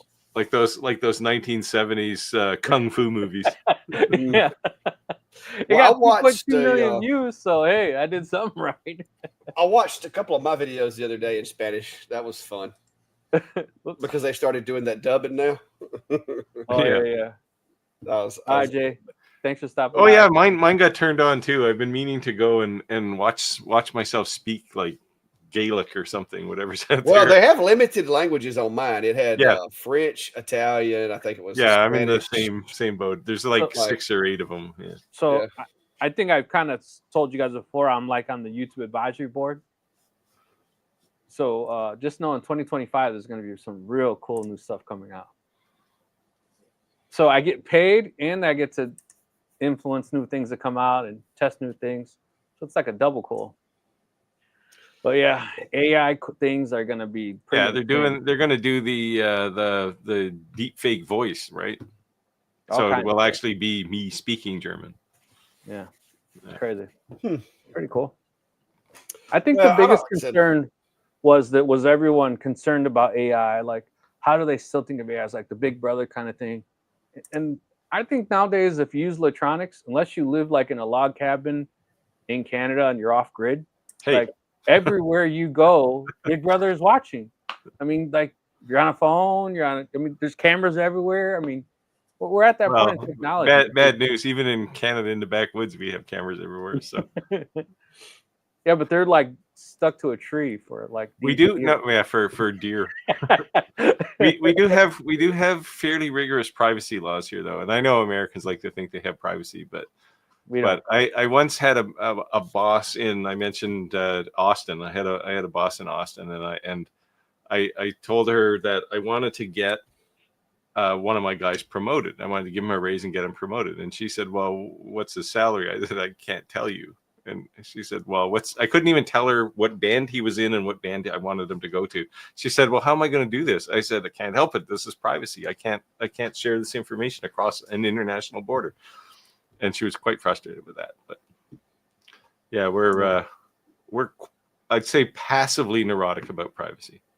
Yeah, my work's like that too. Transmission guys not allowed to talk to distribution guys, and this person can't. It's like make us take out because state and federal laws. And yeah, Kathy said we're expecting warmer weather than usual. Temps for Christmas in Northern Indiana. No white Christmas.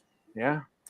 Yeah, I normally get a green Christmas where I live, but this year it's definitely going to be white because it's going to snow a foot and then it's going to get cold. All right, Paul. Thanks for joining the live. I know it's late where you're at, so thanks, Paul. Have a good night. Merry Christmas. Have a good sleep. Merry Christmas. And he's going to set his alarm for about 10 minutes from now. Clack, we have a lot of people that join us. It's like 2:30, 3 o'clock in the morning when they join us third time internationally. Oh yeah, that's like Chris. He's over there drinking his coffee. Yeah. Any drone sites where you all are at? Drone sites. the big all the drones flying around in New Jersey and a couple of other places. So I thought it was like a U. It was kind of like from Colorado to New Jersey, right? All the southern states. There wasn't anything really in northern. What's the deal with you guys and drones? They say supposedly they don't know who it is. They're trying to say it's China. Yeah, I'm gonna be honest with you. If you look up at any given time in the past 10 years, there's stuff everywhere. Yeah, I think a lot of it is the media is covering it so heavily that there's so many more people watching and seeing things. Yeah. That I mean, because I could perimeter alert driveway. I could run right. I could actually. No, there's no running here, bro. I could actually. I was telling them, not you. I could set up I could send out a post right now saying that I was chasing a guy through the middle of town wearing a pink shirt and purple pants. And before I could get that post posted, there'd be 10 people spotted him that saw him running through the middle of town. And it'd be a total falsehood. So, in my experience, I think a lot of it are going to be misidentifications. I'm not saying there's probably not a couple of them that are performing, normal business, but I think a lot of it's just misidentification. It's probably one news outlet reporting on some other news outlet's drone. Yeah, I mean, because you got to think, because like we use them, like when we do details, we have like surveillance or we have missing persons or whatever. We use them. A lot of companies now are using them to do like let's say if you own a 10,000 square foot warehouse that's refrigerated, and let's say you want periodically to check your building to make sure that it's not leaking, that cool air because it's going to use more electricity, blah blah blah. Well, the perfect way to do it is a drone at night with a FLIR because you'll see those cold spots or hot spots or whatever the case may be. So, I mean, there's a lot of that goes on. I've had my pilot's license for drones since they came out with them. The commercial license. Yep. Yeah, I've got my Part 107. I've took the test. I keep my test up. Like I got my little card in my wallet. Nice. And it's I mean, even where I live, there's a lot of them, especially if there's an event nearby. You're going to see them. I've been guilty of all of them aren't necessarily approved, but come on in. I've been guilty of raising, and it gives you that error message like FAA laws, how high you are because planes, and I'm just like, boom. I went so high that I couldn't hear my drone anymore, and I just spun around for a couple minutes, and I came down, and I was like, this is nuts. So I saw my whole town. Yeah. It was insane. You try to sneak up on me? I like Chris's Christmas comment here. The coolest Christmas in a decade. It's going to be only 104 degrees Fahrenheit. And then who was it? Kathleen asked where he is. He could either only be in the Arab Peninsula or Australia. Drones in Clack's driveway right now. No, it was Klein coming back. So he's in here now. He tries to sneak up on me, but he knows better. Apparently he can't. Check the goal. How are y'all? Hey. Hey. He's come back to get his project. But Chris, this seems to be an abuse of a drone. You fly it up to your roof to look at your solar panels and your gutters. And then there's a lot of they're clean. Put it back down for 6 months. insurance companies will actually, especially if there's like a hailstorm comes through the area. Yep. That was one of the things is they use them to do like roof inspections and stuff on houses. Take pictures because is he going to serenade Steve? Have somebody go up there. What's that? Is he going to serenade Steve? You gonna play that? No. Did it work out? He's all got right? a guitar. Really, really great. Really great. Hey, Klein. Yeah. Is that a guitar you just whipped off this afternoon, Clack? Oh, we had to engrave it. Klein, let me ask you. Grab your seat. Yeah. There you go. See, Chris. I can't hear them. Can they hear me? Yeah, they can hear you. Yeah, we can hear you. All right. So if Clack tells you engraving something is not a good idea, what do you do? Well, prior to today, I was like, "Oh, I'll try it." But after today, I think I'm going to be like, "Yeah, I don't need to do that." It's some of that stuff. It's some of that stuff you don't do. We learned a lesson today. I've had to fix his mistake. It happens. What's that say? You going to learn today? Chris says, "Good day, Klein." Hey, buddy, how you doing? I might be able to turn this off without it feeding back. Hang on. All right. Let me see if I can take these off. Just to kind of. Can y'all? Yeah, we can still hear you. All right, cool. Let me put these up. Defend myself. Oh, here he is. Here comes the excuses. Here's the defense. All right, she just wanted her name on there, or one of the kids' name on there. So I'm looking at it and I'm like, that looks like wood. I look at the inside. The inside is wood. So I'm thinking, it's when you think about a guitar, you think about wood. It's veneer. But it's not. It's got a plastic coating over it. It's got a plastic veneer over the top of the wood. And when you put it under the laser, it explodes. And he wanted to try the F1 Ultra on the blue diode to do it, and that plastic got hot and went off like a firecracker. Yeah. Hey, Roger, how's your wife doing, brother? This is where an OmniOne will be beneficial because it doesn't get as hot, right? Well, and I almost talked him into doing it with the Omni because I just got it out of the box, but he was in a hurry. But we wound up coming up with a fix for it. Yeah. Did you show him? You didn't show him the fix, did you? How's your wife doing, Roger? Well, she's in the hospital. She had her right lung collapsed when she moved a chair in the dining room, just a simple chair, and all of a sudden had severe chest pain and couldn't breathe. And up to the ER, and I've just got home here. She's going to have surgery Friday morning. Oh, whoa! And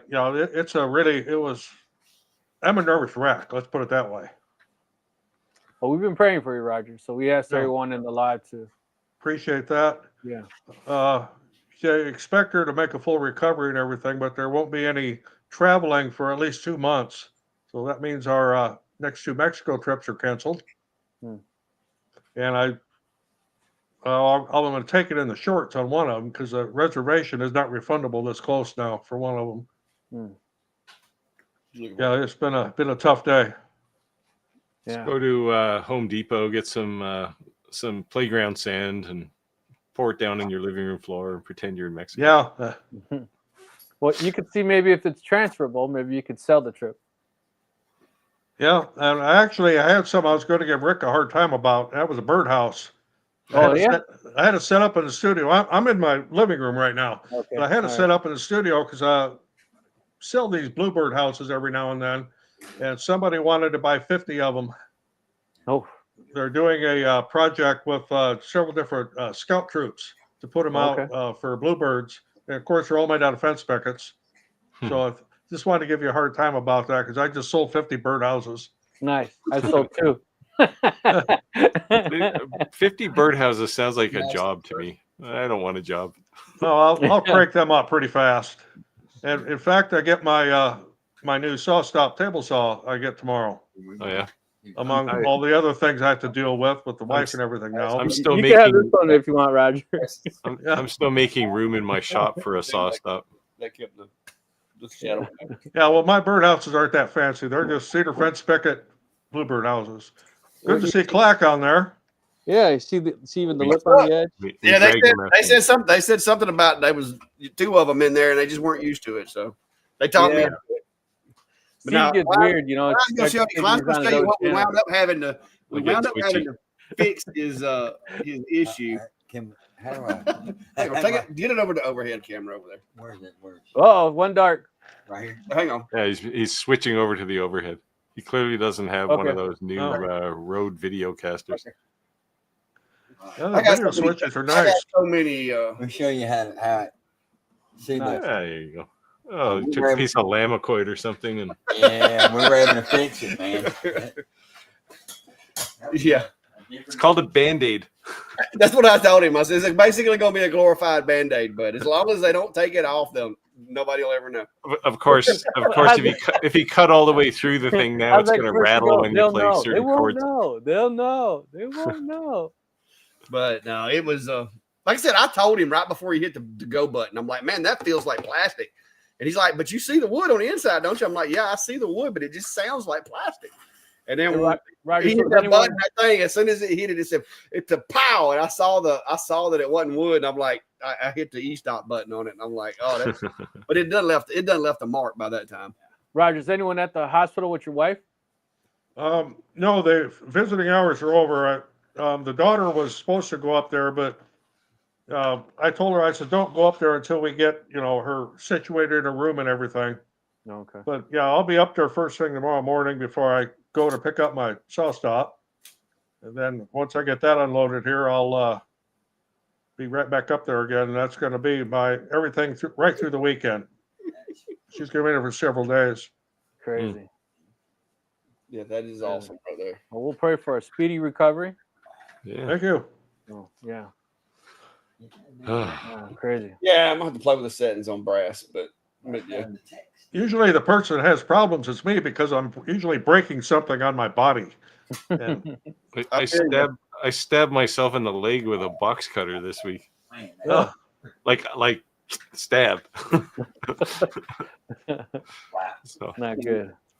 just want to see what it felt like, or no, I don't even want to talk about it. But I don't even wanna stabbed talk myself. about I pulled the knife out, put my hand on it, and I said to my wife, "Band-Aid now." Roger, the comments are coming in. They're sending prayers for your wife. I don't know if you saw. I appreciate it all. Lots of those. Yeah, I can see comments on this. Is by no means what I usually live stream from. Yep. This is a really old laptop here. Yeah. But yeah. So, will anyone have any special Christmas plans? Matter of fact. Well, ours just all got jumbled up, so Yeah. it's going to be a little different here this year. I'm going up after Christmas. I'm going up to help my parents move. They finally sold they lived on a farm. They finally sold it, and they're going to move to an apartment now because my father hasn't been all that well. So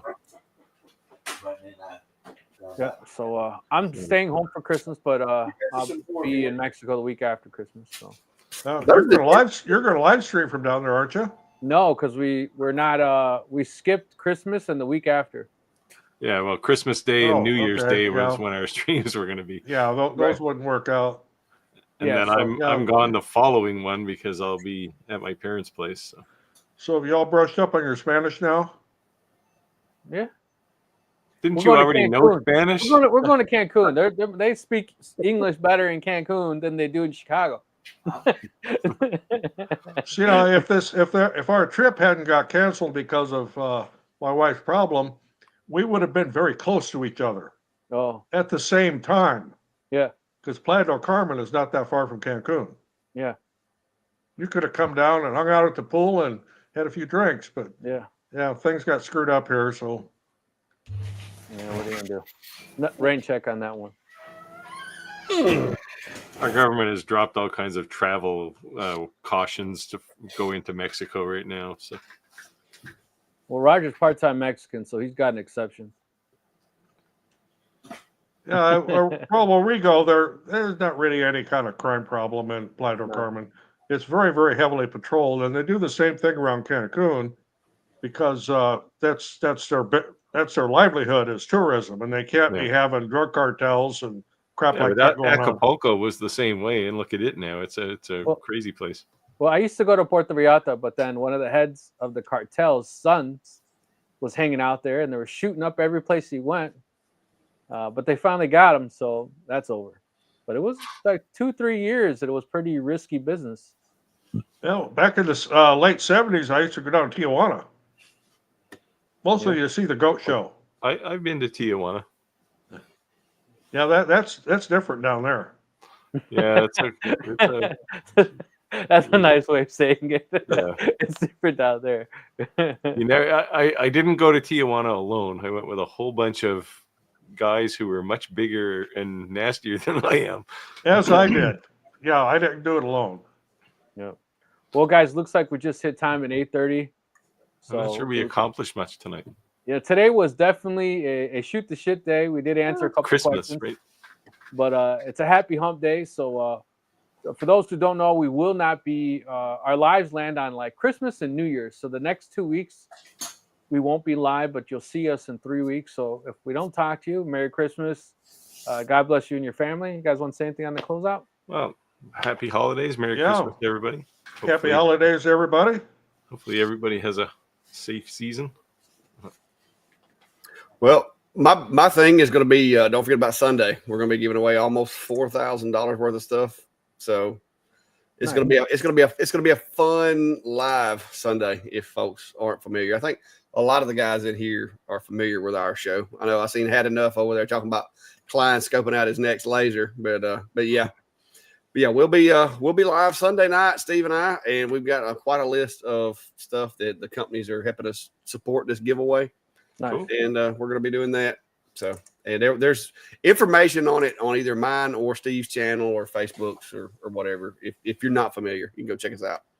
Yeah, there you go. Check out Clack's live this Sunday for some free giveaways. So thank you everyone for joining. It's always good to give free things to people. Free 99. Yeah, well, we like I said, we were going to try to make it even bigger, but some of the companies, you know how they get a little like they'll be like, hey, do you want to work it with us on this? And we're like, well, what are you offering? And then it got a little too in the weeds. Yeah, they all want to be dedicated, right? Yeah. They want to be the star of the show, and that's not really what we're doing on this one. This is a Christmas thing, and we want to try to give away as much stuff as we can. I'm going to be giving away some gift cards for Amazon. We've got machines, we've got accessories, a couple of coupons for Adam Stack, some Jenny bits for the CNC guys. I mean, it's going to be fun. I'm hoping as we're on the live, my WeChat's going off and people offering the same thing. Yeah, so it's gonna be a cool time, I think. So you need to tell them we need $4,001 worth of stuff. Yeah, I want one of those. some of the big industrial companies have been posting things on our Facebook group, and it's like, I want that. They said they'd offer us 50% off.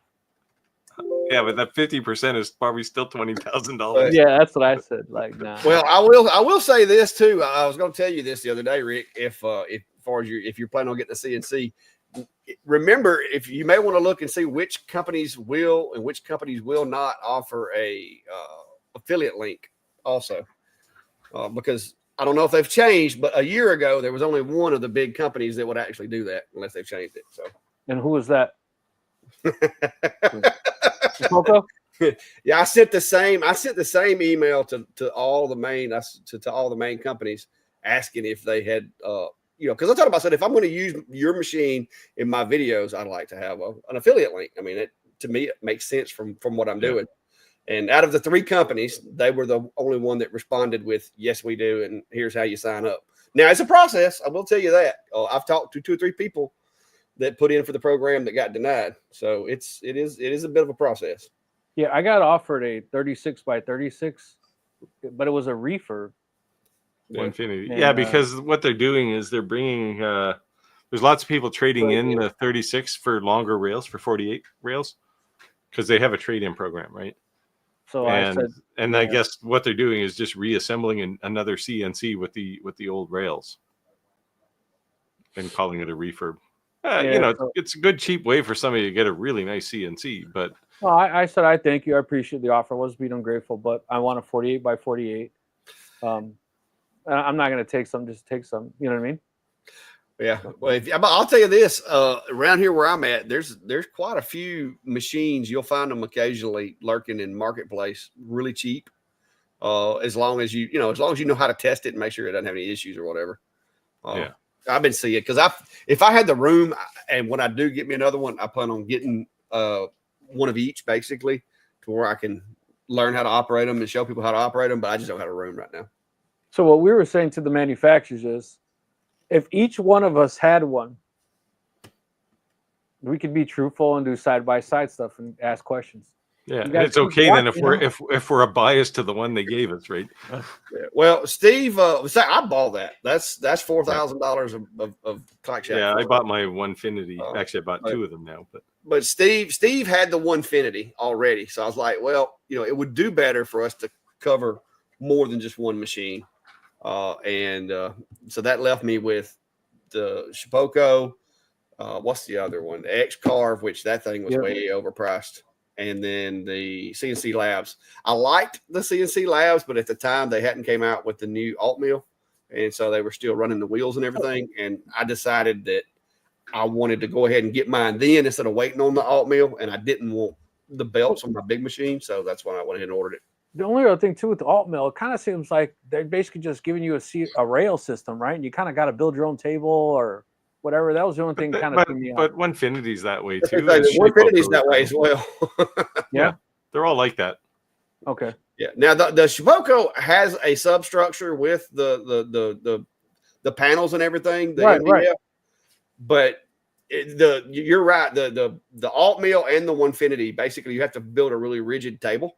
And then that is your chassis. So, which I mean, I guess that cuts down on shipping and the cost of the machine. But I kind of like the hybrid bed. So, I mean, me and Steve's had that debate before because he's like, "Well, I can customize mine however I want it," and I'm like, "Mine came like this out of the box." So, it kind of just depends on how you want it. Do you want this? The way it's made, or do you want to customize it and build your own little box table and everything? Or I just feel like you're getting more for your money. That's all. If they're just literally giving you rails versus, I feel like kind of feel like I'm getting robbed. Like, you know what I mean?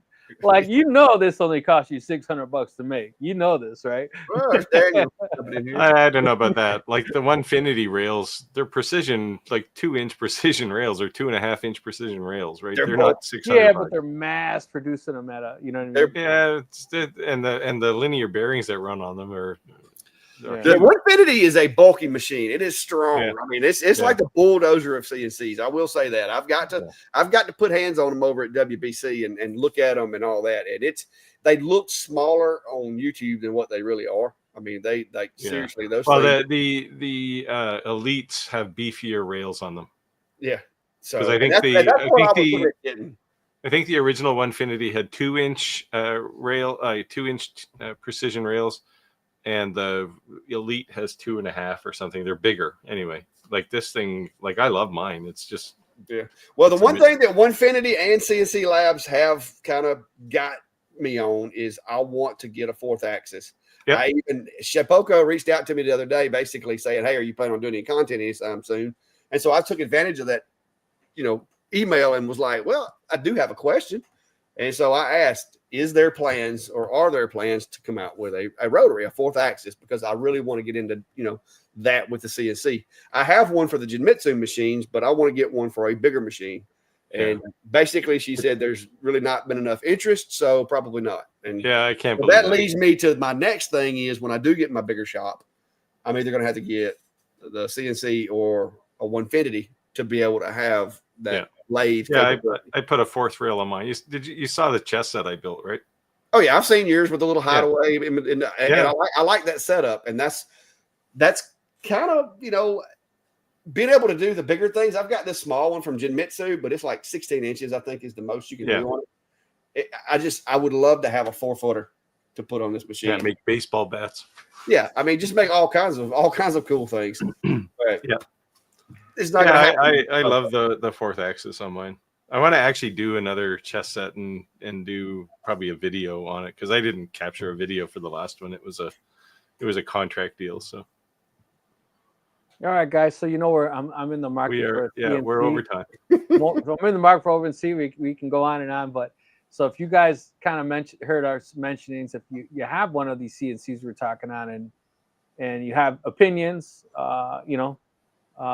It's not, I'm open to your feedback as well. This is a community, so yeah.